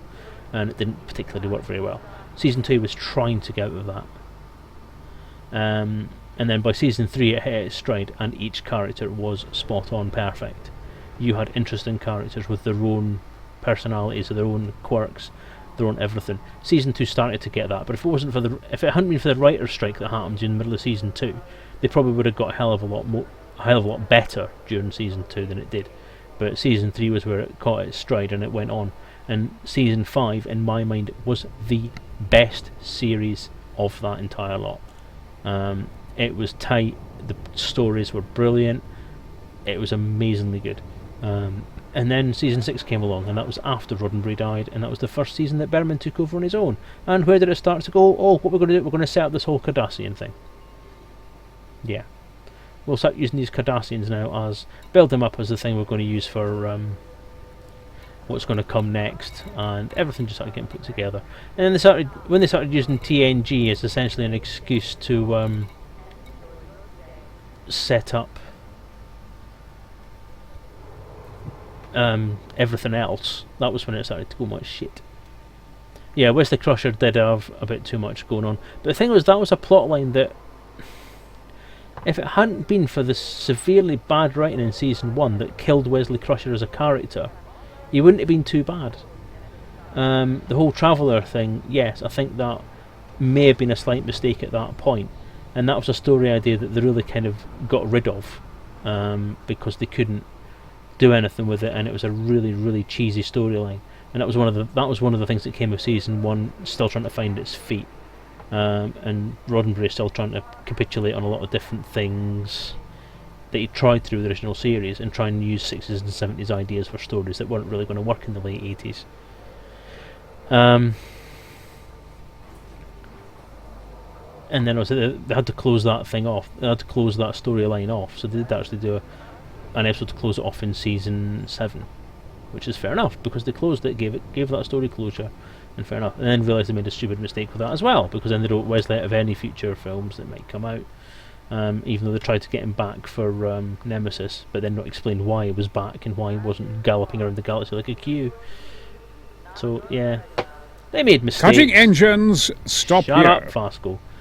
They made mistakes. Everyone makes mistakes now and again, and they did try their best. But you know, those mistakes do tend to come back and haunt you sometimes, especially when you do things in a very public medium. Sorry. But the Next Generation was fine. Deep Space Nine was a bag of wank based on Babylon 5 and trying to make it all about fighting people, which, as you say, wasn't what Babylon 5 was about. But that just took it away completely from everything that Star Trek stood for. Voyager was lost in space with some shit characters. and then came Enterprise, which, oh my fucking god, I cannot even justify Enterprise in my head. I cannot even get anywhere near justifying it in my head. I just think that Brannon Braga and Rick Berman and that other fuck sat in a room jerking each other off, trying to say how much they liked each other's stupid fucking ideas for a series. In my head, I can only justify Enterprise. I can only make it watchable to myself by stating in my head and stating categorically to those around me that it only happened after First Contact changed the timeline. It is a pure creation of the Enterprise E's faffing around back in those days, and either leaving some kind of technology behind that changed things slightly and left a few clues, and that Zephram Cochrane essentially dropped a few hints as to what was going on, and that's why everything was fucked to the nines, and that's why everything was different. And don't even get me fucking started. Yes, it was Scott Bakula, who I do like. Don't get me wrong, Scott Bakula is an awesome guy, he's an awesome actor. Quantum Leap was awesome. Sam Beckett was an awesome character, and I love the guy. But again, it was just laziness because they did not give him anything to challenge him. When he actually got something that was entertaining, something that actually pushed his character, he was awesome with it, and he pushed it as far as he could. You want to see how awesome an actor he is? Watch NCIS New Orleans. That's an awesome series, and he plays an awesome role. And essentially, I think that's a role I think that role was kind of written for him, so he kind of falls into it. But it's so different from his other roles. It proves to me that he can play somebody other than Sam Beckett, because basically Archer was Sam Beckett in space. To the point where fan fiction has actually stated, I know it's non-canon, but they have actually written fan fiction that says Archer is Sam Beckett for some bizarre, obscure reason. Sam Beckett managed to leap into whatever.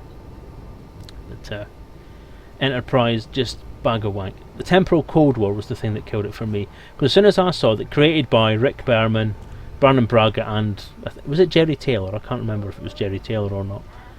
But as soon as I saw created by Brannon Braga, I said this is going to involve fucking time travel, because Brannon Braga can't wake up in the morning without thinking about 15 time travel ideas.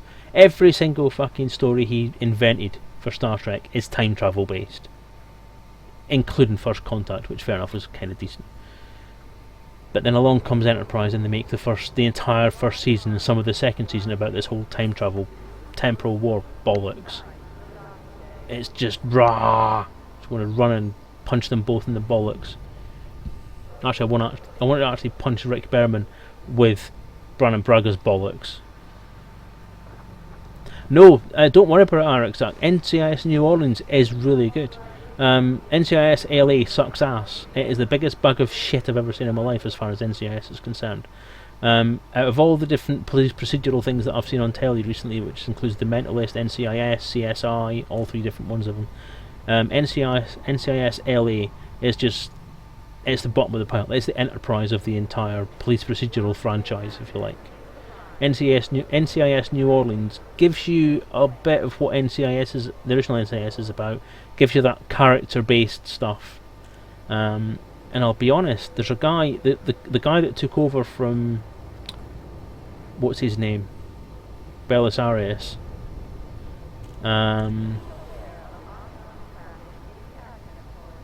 That novel was Best Destiny.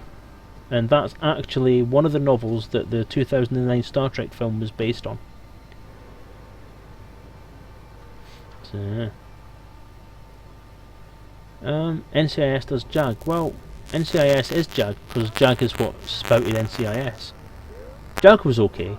NCIS LA kind of took the campiness of JAG and kept that going. NCIS has the,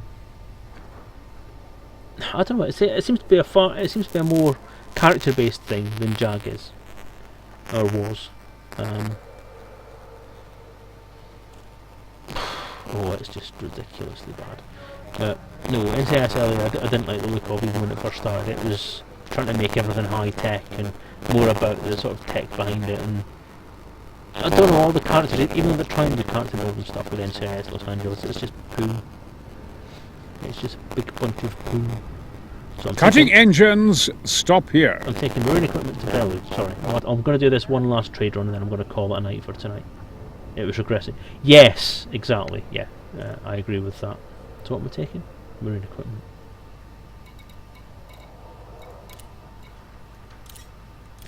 Yeah, Jag was kind of campy. Was a bit kind of... It didn't really find a niche for me as far as I'm concerned. Don't recall that title. It's definitely my Diane Carey and used Diane Duane's version of the Romulans.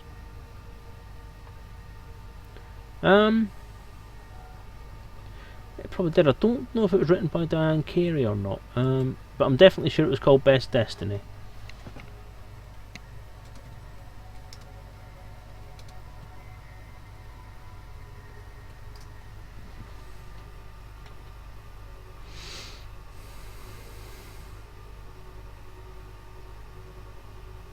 Yeah, Diane Carey. It was Diane Carey.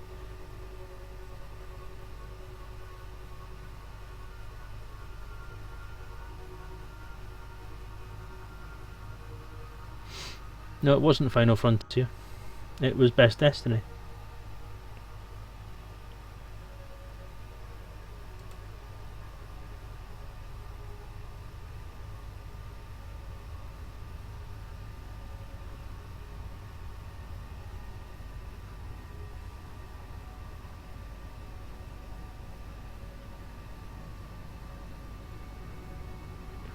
Homicide, Life on the Streets. I vaguely remember it. Isn't that the series that kind of spawned Law and Order?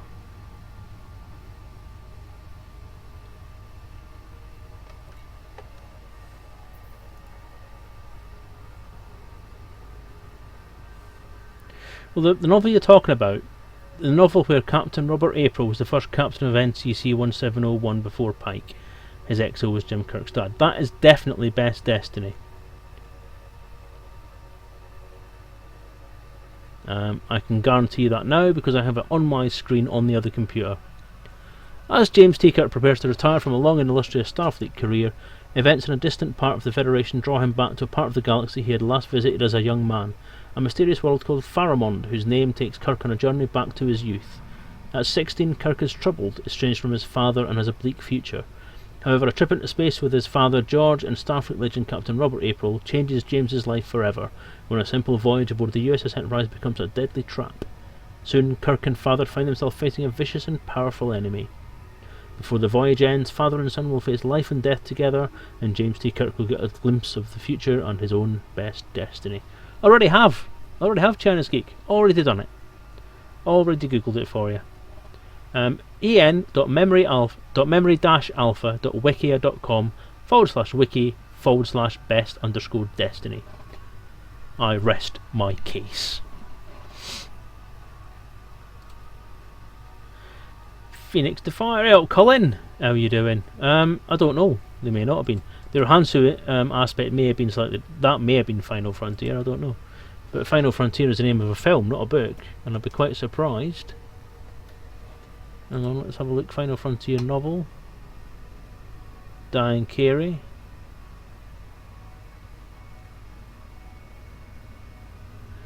This is the story of a hero and a moment forever lost to history. It's a tale of Starfleet's early days, of a time before the Star Trek we know. The story of a secret mission gone horribly wrong, and an instant in time where the galaxy stood poised on the brink of one final destructive war. It is the story of a ship since passed on into legend, and a man we know only as the father of Starfleet's greatest captain. His name is Kirk, Commander George Samuel Kirk. He's a warrior, born and bred to battle. Now destiny has placed the fate of 100 innocent worlds on his shoulders, and put the power of the greatest weapon the galaxy has ever seen in his hands.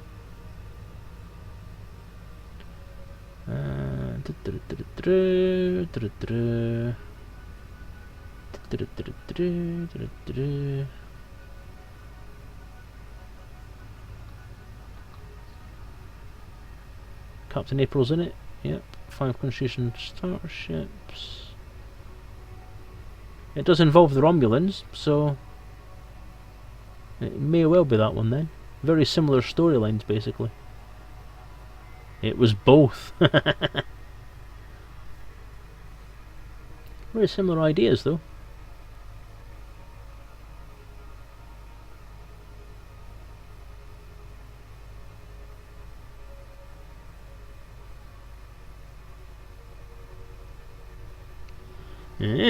There you go then. So yes, even Phoenix Defier, Colin, you are the man to speak to, because I need your alliance. I need your allegiance.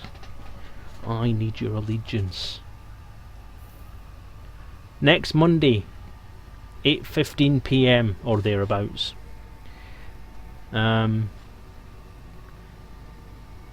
Scotland versus England. What do you think? What do you think? In open play, in the full game, in the Morton Mart system, the Scottish players will team up against the English players, and we will have stock sidewinders with stock weapons and all that shit, and we'll basically kill the shit out of each other for a couple of hours. What do you think? What do you think?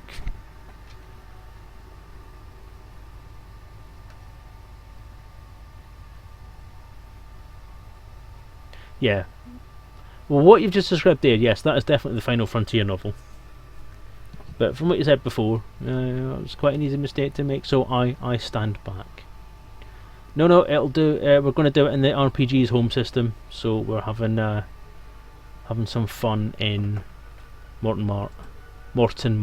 I'll say it clearly so that people can actually work out what I'm saying. I get quite a lot of people who say that my Scottish accent is basically unreadable. Bellu, twat.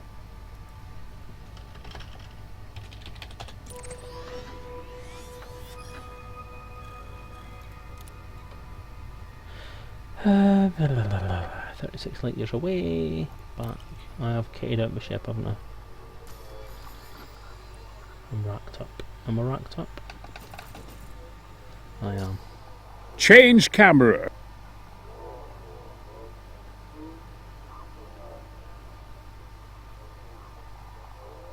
Exit.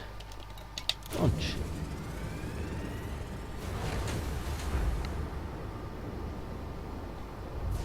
Well, Colin, you've got plenty of notice, so get those permission slips in.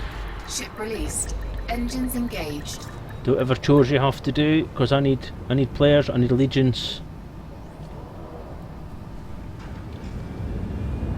I need troops.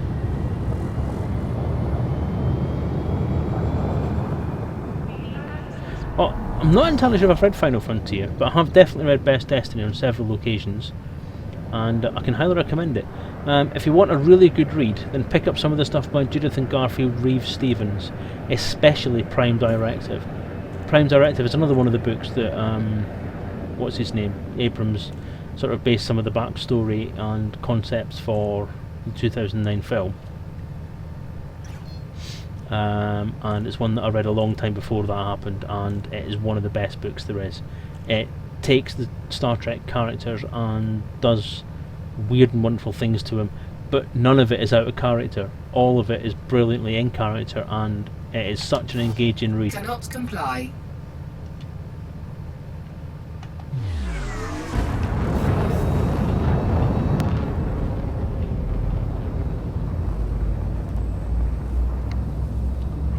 God, VGA planets. Wow.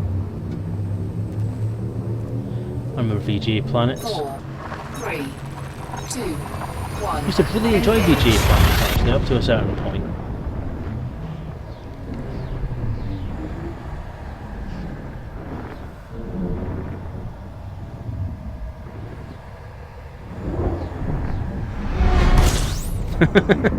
That's not far wrong actually, RXAC. That's not bad. But no, as I say, it takes them out of the comfort zone, and I think it takes them out of the comfort zone in a very, very good way. And it really is good. I would recommend that. If you were going to read one Star Trek book in your entire life, yes, Best Destiny is by Mariah Carey. Diane Carey, sorry. Oh dear. Yeah, if you're going to read one Star Trek book in your life, read Prime Directive, because it's one that I reread all the time. Anything by Peter David is worth a read. He's only really done one original Trek book called The Rift, but again, that is a very, very good book. But Peter David, he creates magic every time he puts pen to paper. I've actually met the guy. I harangued the poor guy wearing a toga. which was scarily embarrassing at a Star Trek convention. Engage. Wounded Sky? It rings a bell. The thing is, I went through a whole phase. I mean, I used to own pretty much every single Star Trek novel that was written. And I read them all, and I reread them all, and I reread them all again. And then I got to the point where I could tell you what the story was in every single one of them after the first couple of pages. Aye, that's right. How are you doing? Welcome to my stream, my stream, my stream. Yeah, it's getting late now. Fuel No scooping. more coffee for me. Yeah, but Fuel scoop. Yesterday's Sun's supposed to be quite good. Again, that one links into one of the episodes. The one where they get stranded back in time. Not one of the best episodes ever, but oops.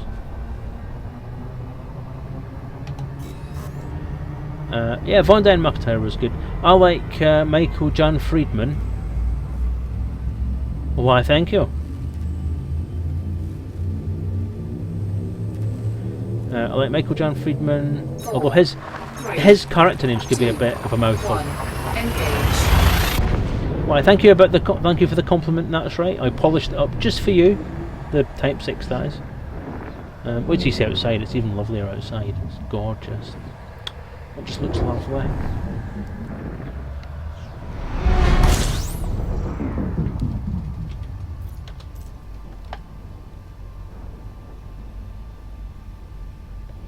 Yes, look at my pretty. My pretty. You can't really tell because I'm that close to the star, but it is actually white. Shiny white. And I polish it every night. And no dirty comments, you lot. Covey Gateway.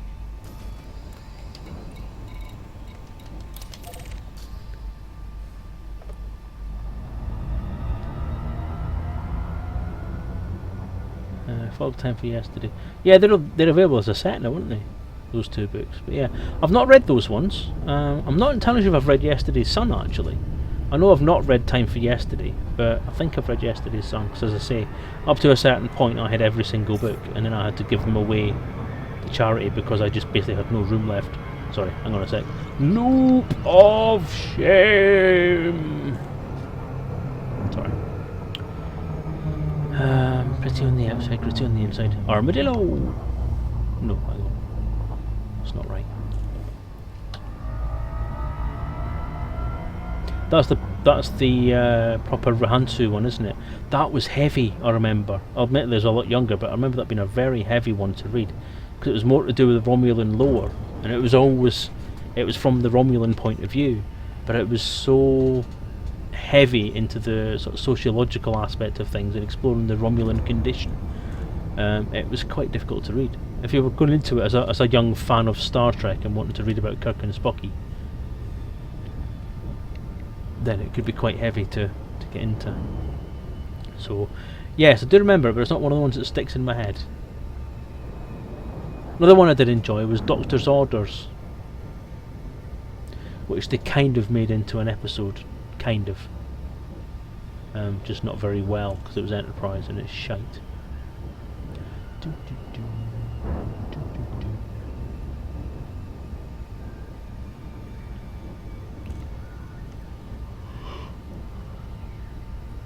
See, a latter day series that I've quite enjoyed has been the ones that come under the Lost Years flag.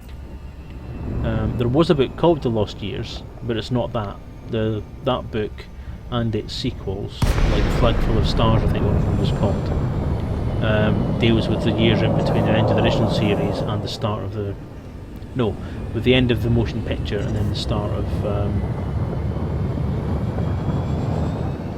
No, fuck, I can't remember what it does now. Am I right in thinking the Rohansu ship is the one commanded by the woman commander from the Enterprise incident? Or have I just spoiled that for someone? Yeah. I've gone the wrong side, haven't I?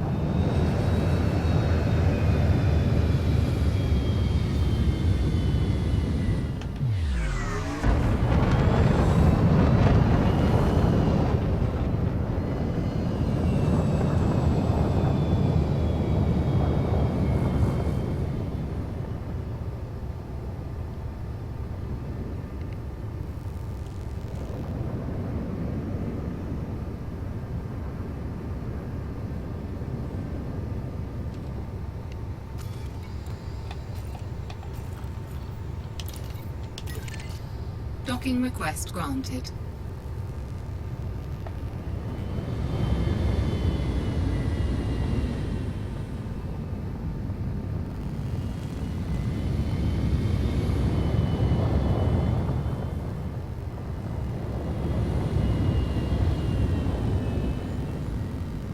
Yeah, but one of the latter day series I've enjoyed has been the Lost Years series that goes into the years between the end of the start of Generations and the end of Generations, basically. The point where you last see Kirk and everyone, up to the point where TNG kind of starts. It covers the Enterprise B and C years, it covers all the different stuff that happens between the Romulans and Mirth, the Tomed incident, all different kinds of stuff. It's quite good. Quite good. There's just been and they had kind of finished it off, but there's just been a new one released this year, I think, as well, to sort of fill in another gap. So it's pretty good. They are good. But I did enjoy the Destiny trilogy, which dealt with the Borg, and the books leading up to that, and then all the kind of stuff that they've been filling up lately. The sort of modern extensions to the series, as well as Titan, which follows Riker and Troy as they do their stuff on USS Titan. Docking successful. Engines disengaged. Have been quite fun. So I do enjoy some of the books. I do enjoy the novels now and again. But as I say, I just try and stay away from the rest of this shit that's out there, like the series. They're gone have been revived every now and again for the last 2 decades, mate. I think the Gorn kind of pop up every now and again as being a kind of intermediate ally, or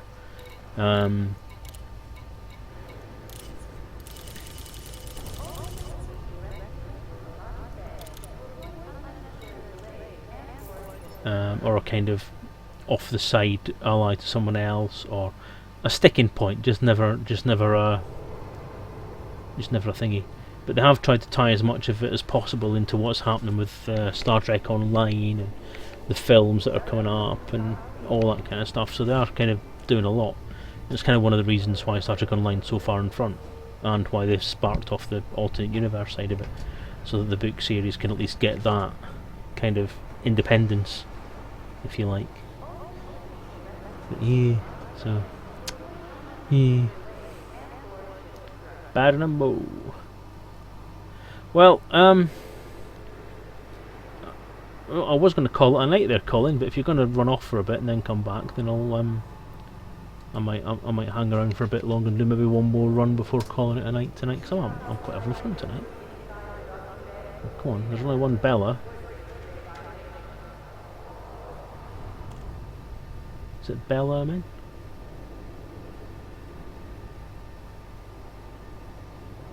It's Bellaman, so why isn't it in the list?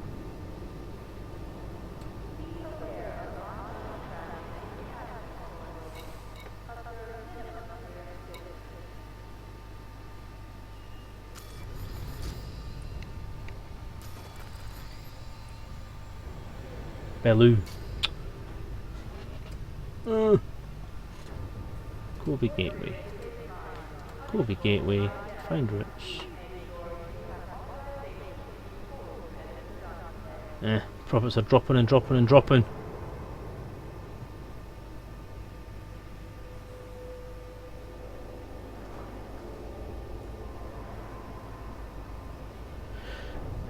So I'm thinking next week might be a brandy run.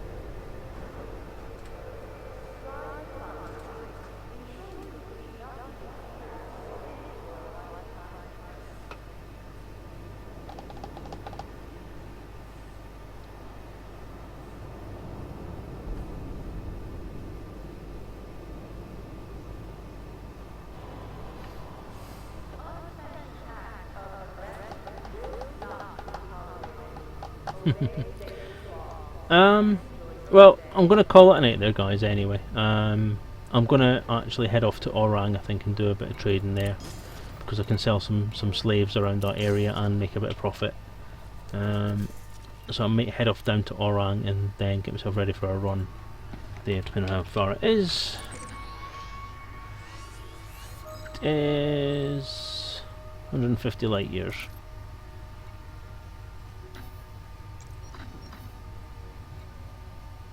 Might actually manage that one, you know.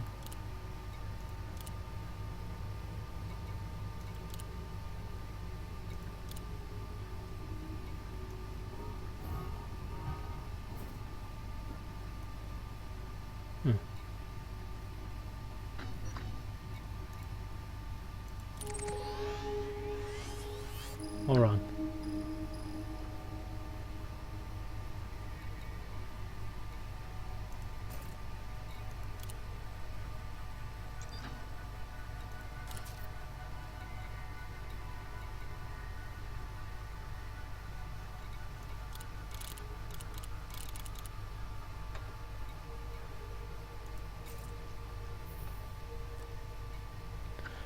I don't know if light years is a bit long for me to just actually, you know what? I'll don't say bye bye yet. I was thinking. Seeing as you guys are going to hang around for a bit longer, I'll hang around a bit longer myself as well. So I'll make the flight down to Orang, see how long it takes, and then I'll call it a night, because that's what, coming up for 11 o'clock now. So I'll just literally fly down there. Ship released. Engines engaged. So I'm quite enjoying talking with like various different things we're talking about this evening. The reason for being so far away is Orang is quite a good hub for selling slaves, buying and selling slaves. They sell them, and you can usually sell them at a fairly good profit in nearby systems. So it's a good, quick money spinner. And if you get the right couple of, if you get the right systems, you can do it with very little in the way of field expenditure as well, which makes it very profitable. And very quick on the time as well.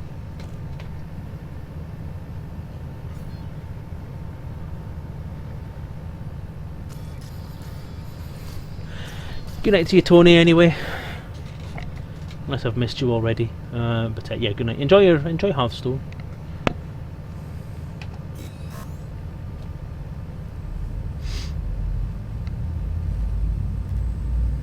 I'll have a 1:30 till 7 shift tomorrow. Well, Selezen Lake has gone the 4, 3, 2, what's he now? 1. He was an honourable trader before, now he's taking on mercy missions, he's taking on gunship missions, he's killing the innocent, he's selling and buying slaves. You know, he was intended to be just an honourable character who's just doing a bit of moonlighting on the side. But no, he's turned out a bit of an arse actually. It's a shame. Fuel scooping. Kind of like the guy, don't like him much now.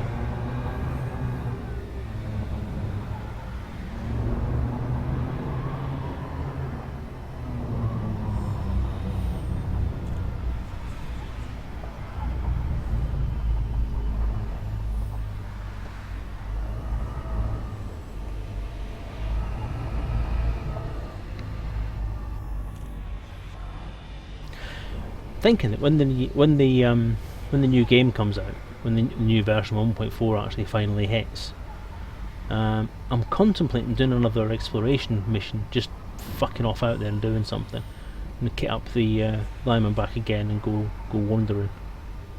Because one thing that stopped me from doing it and sort of drew me back when I was doing the last one, the last exploration mission. Fuel scooping complete. Was that it wasn't particularly interesting if people were watching the stream, and it got a bit repetitive and boring Fuel after a while. Disengaged. But then there's nothing really stopping me sort of doing a bit of an exploration mission, and then now and again popping a bit of CQC, like do an hour of CQC and then do an hour of exploration. So you have the rough and the smooth. That's the good thing about CQC, you see. Because it's divorced from the actual game, from your actual in-universe persona, then you can use it and just do that.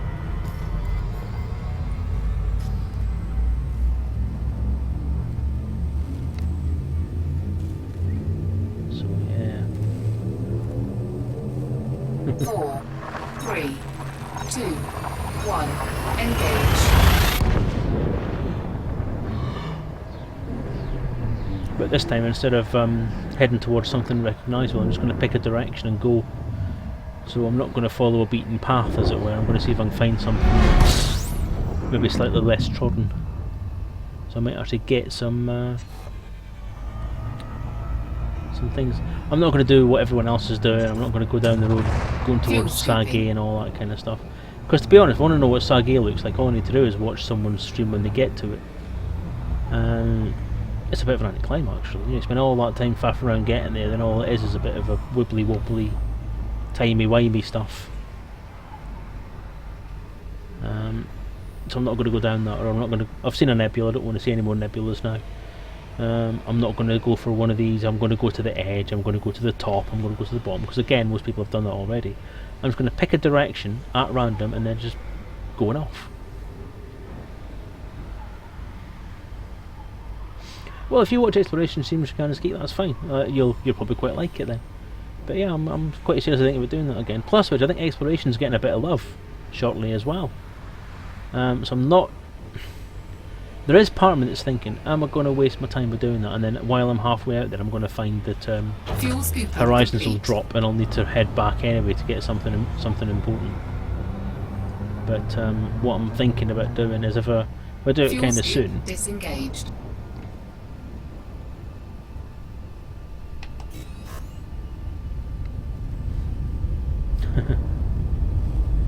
And then just head out to Zage. Yeah, that's it. It's. I don't want to just head out to somewhere that everyone's been before. You've seen it. I just want to go in a particular direction and say, right, whatever I find. And I suppose if I want to have a mission, then the mission I would get is to discover and name and have for myself an Earth-like.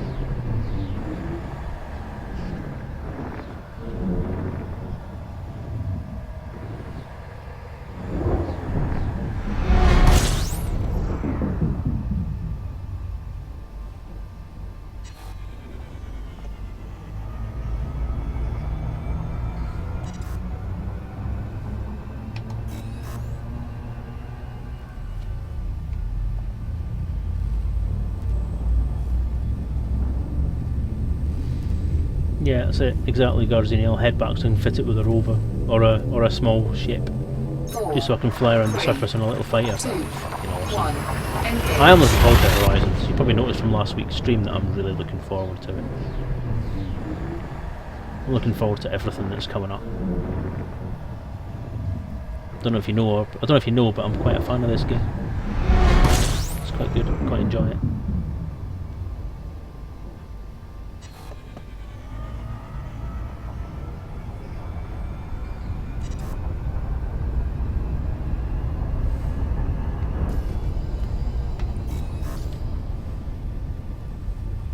Just 7th Earth-like. So that's what I mean. I found a couple, but they were all pre-explode, so I got to scan them, but they were already looked at by someone else. Oh no, they weren't. The actual Earth-likes themselves wouldn't explode, but the system had been discovered, so it did impact my money for it a bit. And that's what I'd like to find. I want the triumvirate. I want the system, to discover the system, be the first explorer of it, and find an Earth-like in it.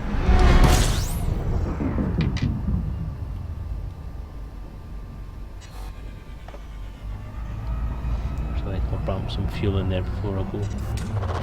Fuel scooping.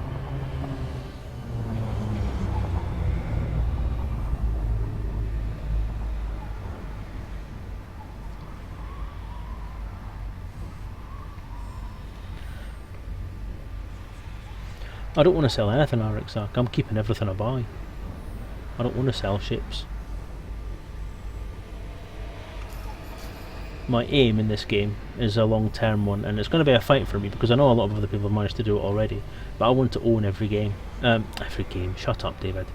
I want to own every ship that there is, and I'd love to have them all stacked out sooner at Deseret. In fact, no, I'd actually love to have them all stacked at Morton Mart, because that's where I live, basically. Raxler doesn't exist. It's a myth. I'm telling you. It's not out there. Stop looking for it. No point looking for it. It's not there.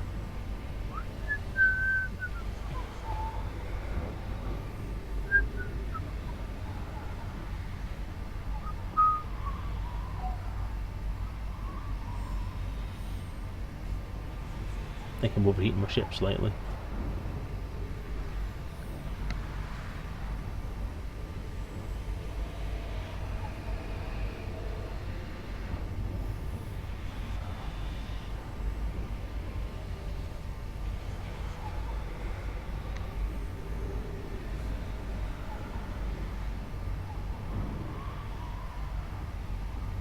No, seriously, it's a myth. No point.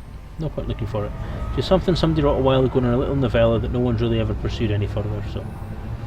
No point. Give up. Give up now. Fuel tube disengaged.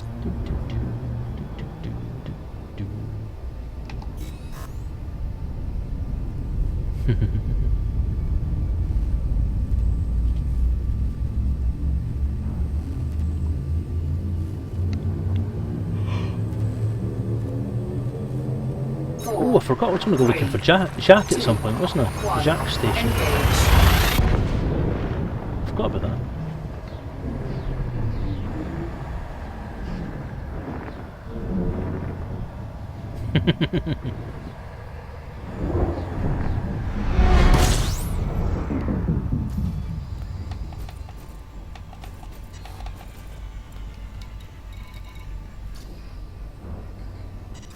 Argelander Vision. Argelander.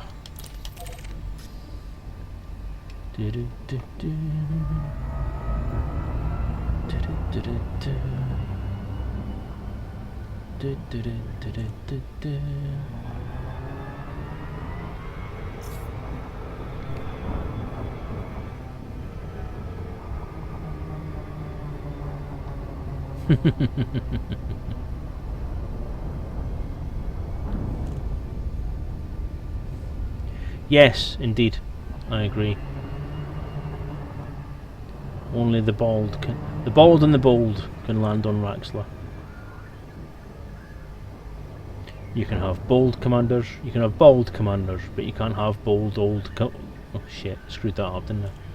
You can't have old bald commanders. Nope, completely messed that up. That was going to be funny, really. That was going to be funny as well. I was going to enjoy that. That's a point, and I'm getting tired, I think. So it might be time. I might do one. I might go and buy some slaves and then sell them off, and then I'm going to call it a night, because this is getting a bit late and I'm starting to waffle my words a bit. So you don't want to hear me starting to go senile at this time of night, do you? Plus, I've just got to get up quite early tomorrow, because it's a whole new world of working. Cosplaying. Yes, exactly. I forgot. Yeah, they've. I actually quite like that. It's a nice little touch how they've modelled those new commanders after what's going to happen at Fantasticon. Yeah, it's a nice little touch. I think that's deliberate, you know. I think that's an homage, because of course it's all about us, isn't it? It's all about us, Arixac. It's all about us people that are going to shave our heads for charity. That's what they're modelling these new characters on. We've set the trend. We have set the bar for what's going to happen in Frontier, for what's going to happen in Elite Dangerous. Because we are influential. We are the ones who write the songs that make the whole world sing. Ooh, wifty. It's quite ethereal, that, isn't it?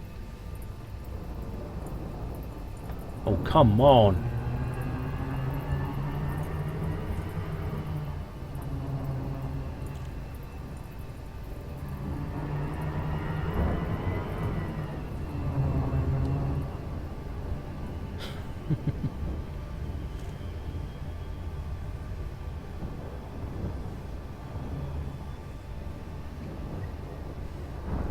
I do like the little oops, the little thing someone posted about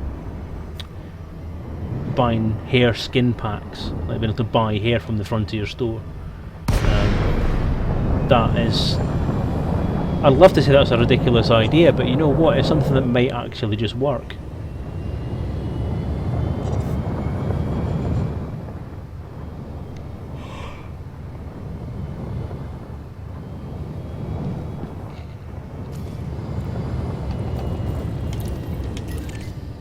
Docking request granted. Alright. Docking request granted. Fucking where? The brightest station I've seen in my life. Where the hell's the landing bay? So that's it up there. No. Yeah, that's it, isn't it?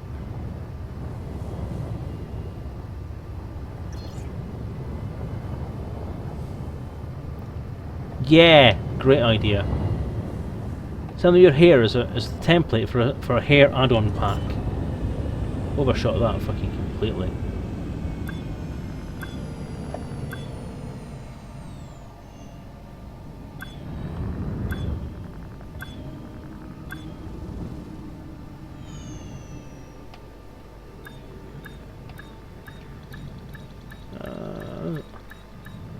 Oh.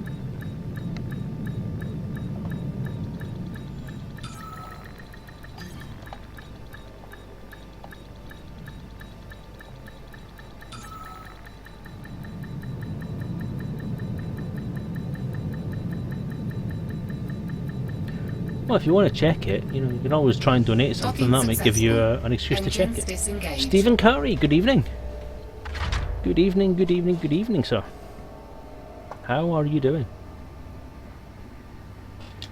You catch us at the tail end of a broadcast where we are going to go buy some slaves and sell them in a blatant act of evil.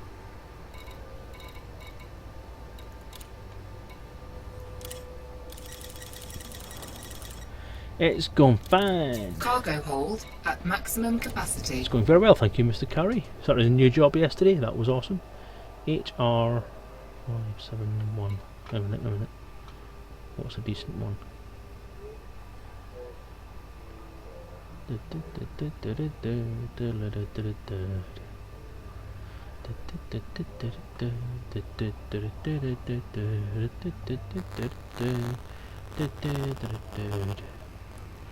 That's my good one there, I think. So let's go to the map. No, I'm not in the beta tonight. I'm in the full game at the moment. I was in the CQC beta earlier on. I was in CQC having a bit of a play. And had some fun and got killed and got my ass handed to me on several occasions by some awesome people. Jar. That'll do.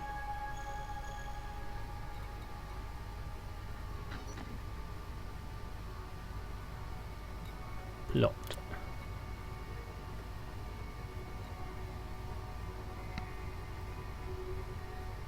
Back. IO refreshed Firefox after my sound quit on me. It's a bit nasty, isn't it?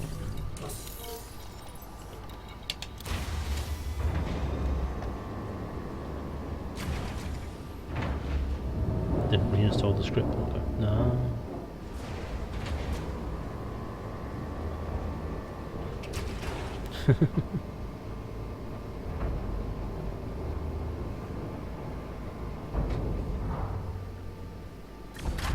Ship released. Engines engaged.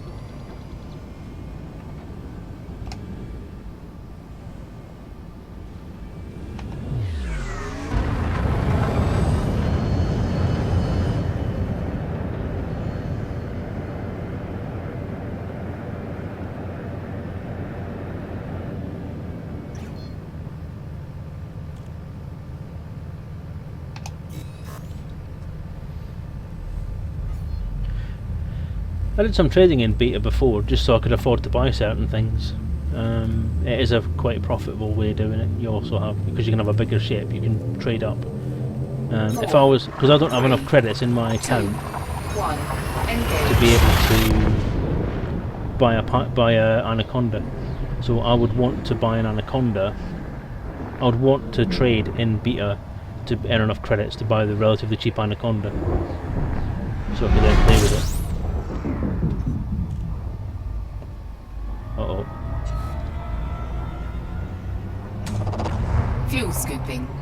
leg it.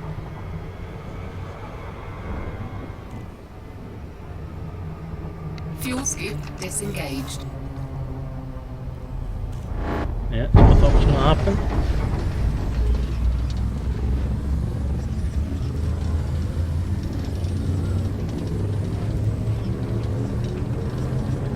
Ready to engage.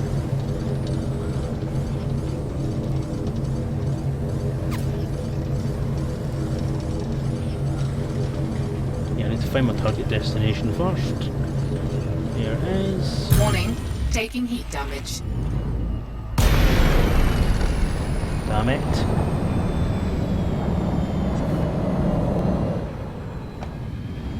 That's not good at all. Under attack.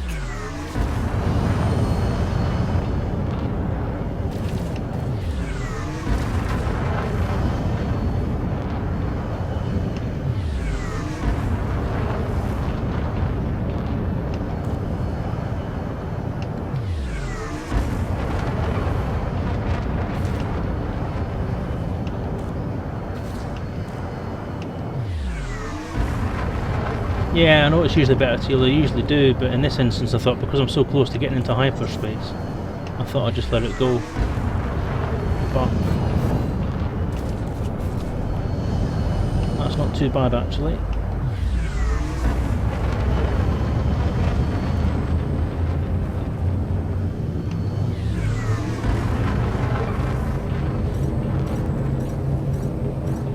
Four, three, two, one.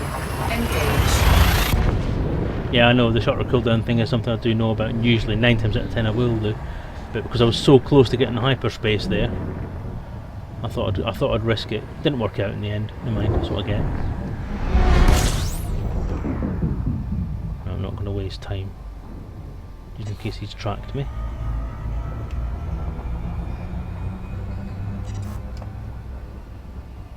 Oh, why, thank you, sir. I is boosting with the best of them. I likes me a good boost.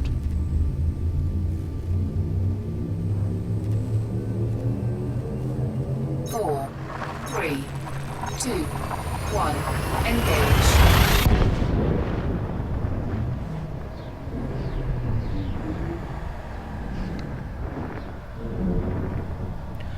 Not that I'm aware of, Arixac. I have heard that that's something that could be coming in 1.4.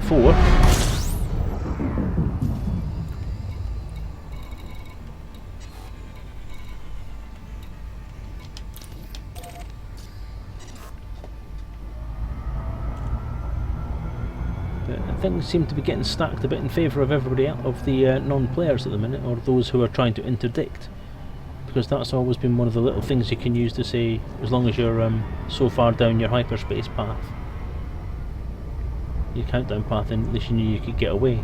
So it's one of the reasons why I'm not keen on playing on open, because I know that there's going to be that odd occasion where somebody in open's going to want to have a go at me for the sake of getting me cargo. And crap, really?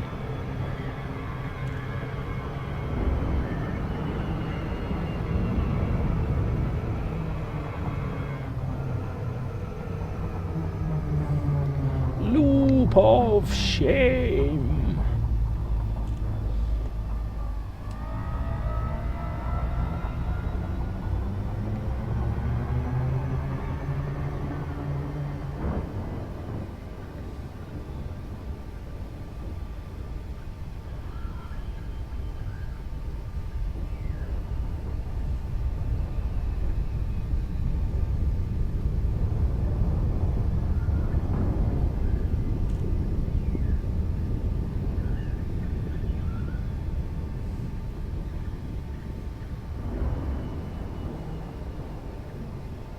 Feel like writing a smiley face on it. It's not dirt anyway, it's light refraction. I'm not that far away from its own.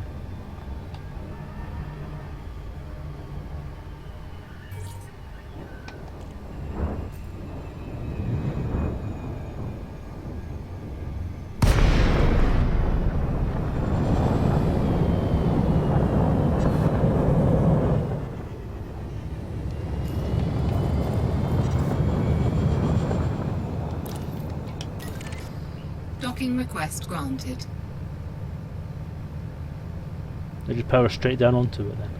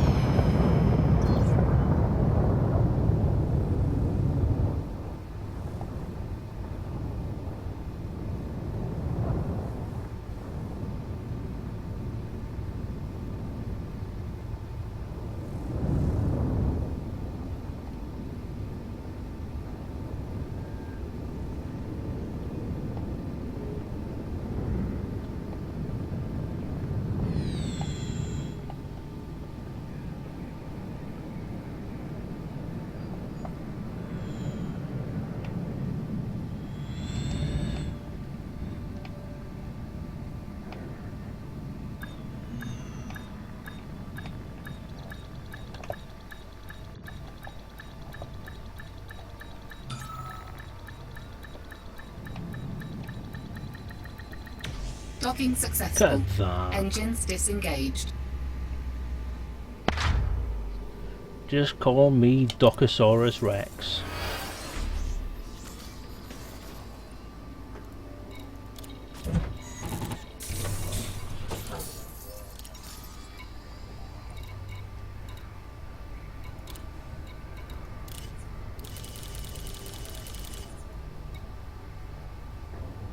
Nice profit.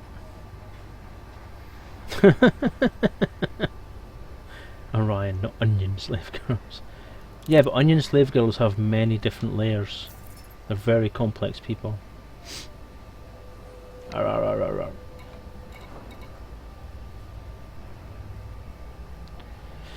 Right, so I think I'm going to use this as a kind of decent place to stop. I've just sold off a load of slaves into slavery. Hire in the job.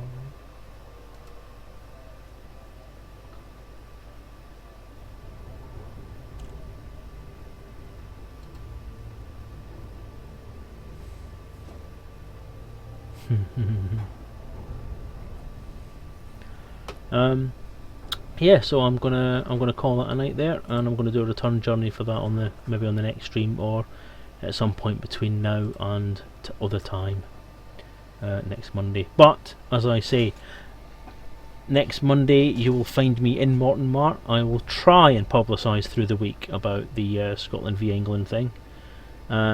So you guys, if you don't mind and if you're interested, then you guys publicise it as much as you can as well. I'll stick some stuff on the Facebook groups. If you are on the Facebook groups and you happen to think about it, then stick it on there. 8:15-ish, Monday the 12th of October, Morton Mart system, open play, in the full game. Oh, yeah, okay, for those of you who don't know then, Monday I am planning a Scotland versus England Elite Dangerous Combat Shenanigans. We'll call it Bannockburn of the Space Lanes. Essentially, go to Morton Mart, get a stock Sidewinder with its stock weapons and its stock shields. Take it out somewhere quiet in Morton Mart, outside the no-fly zone, and essentially Scottish pilots try and beat the shit out of English pilots, and vice versa. And we'll find some way of making some kind of scoring system for it if we feel like it. Otherwise, it's just fucking fun. Just something a bit different. If you're not Scottish or you're not English, then by all means join the side if you feel like it, and we'll make it rest of world versus England if you like, or Europe versus England plus people that no one else likes, yeah. Yeah, but that's the plan anyway. Yeah, so if you fancy it, if you're up for that kind of thing, then join me on this stream on this channel on next Monday. That's the 18th at about 8:15 after I finish doing the Elite Encounters update, and we'll make a start. And I'll try and get my ship to Morton Mart before we actually start all that off. But yeah, so I'm hoping that's going to be a bit of fun. Don't take it personally if you're Scottish or English, because it is meant personally, because I hate you fucking English. Need a siding colour. Doesn't matter. Might be an idea if we can manage to do that. If we can have the sidewinders that are going to, yeah, if we can do something like that, that if you want to be on the English side you have to be either red or white, and if you want to be on the Scottish side you've got to be blue or yellow. Yeah, blue for the Scottish, red for the English, or yellow for the Scots, and I'll quite happily take white for the English as well, so that's fine. Skin it up as much as you want, I don't mind. Yay, good on you Stephen Carey, well done. Cool, right, well I'm going to call that a night there guys. Keep an eye on Twitter, keep an eye on Facebook, because that's where I'll be posting any information I can think of. I might actually fire up Hootsuite and actually start putting some automatic stuff on. Yeah, the flag skins were Viper only, it's a shame actually. The reason I'm going for the... if you want to be an umpire, then that's fine. Turn up in something that isn't a sidewinder, so you know, so people know not to shoot at you. Yeah, the 12th, that's next Monday, dude. Is that a problem? Or are you just in the 12th to remind yourself? I don't know. I don't know what any of you people do when you're in this chat thing. You just seem to talk to yourselves and ignore me. But that's fine. I don't mind that at all. So I'll just put that on the menu just now. And then I'll go across to OBS and start getting ready to shut down. So yeah guys, thank you for popping in tonight. Appreciate the viewership and appreciate the fact that you've all hung around. A lot of you have hung around for a hell of a long time, which is cool of you.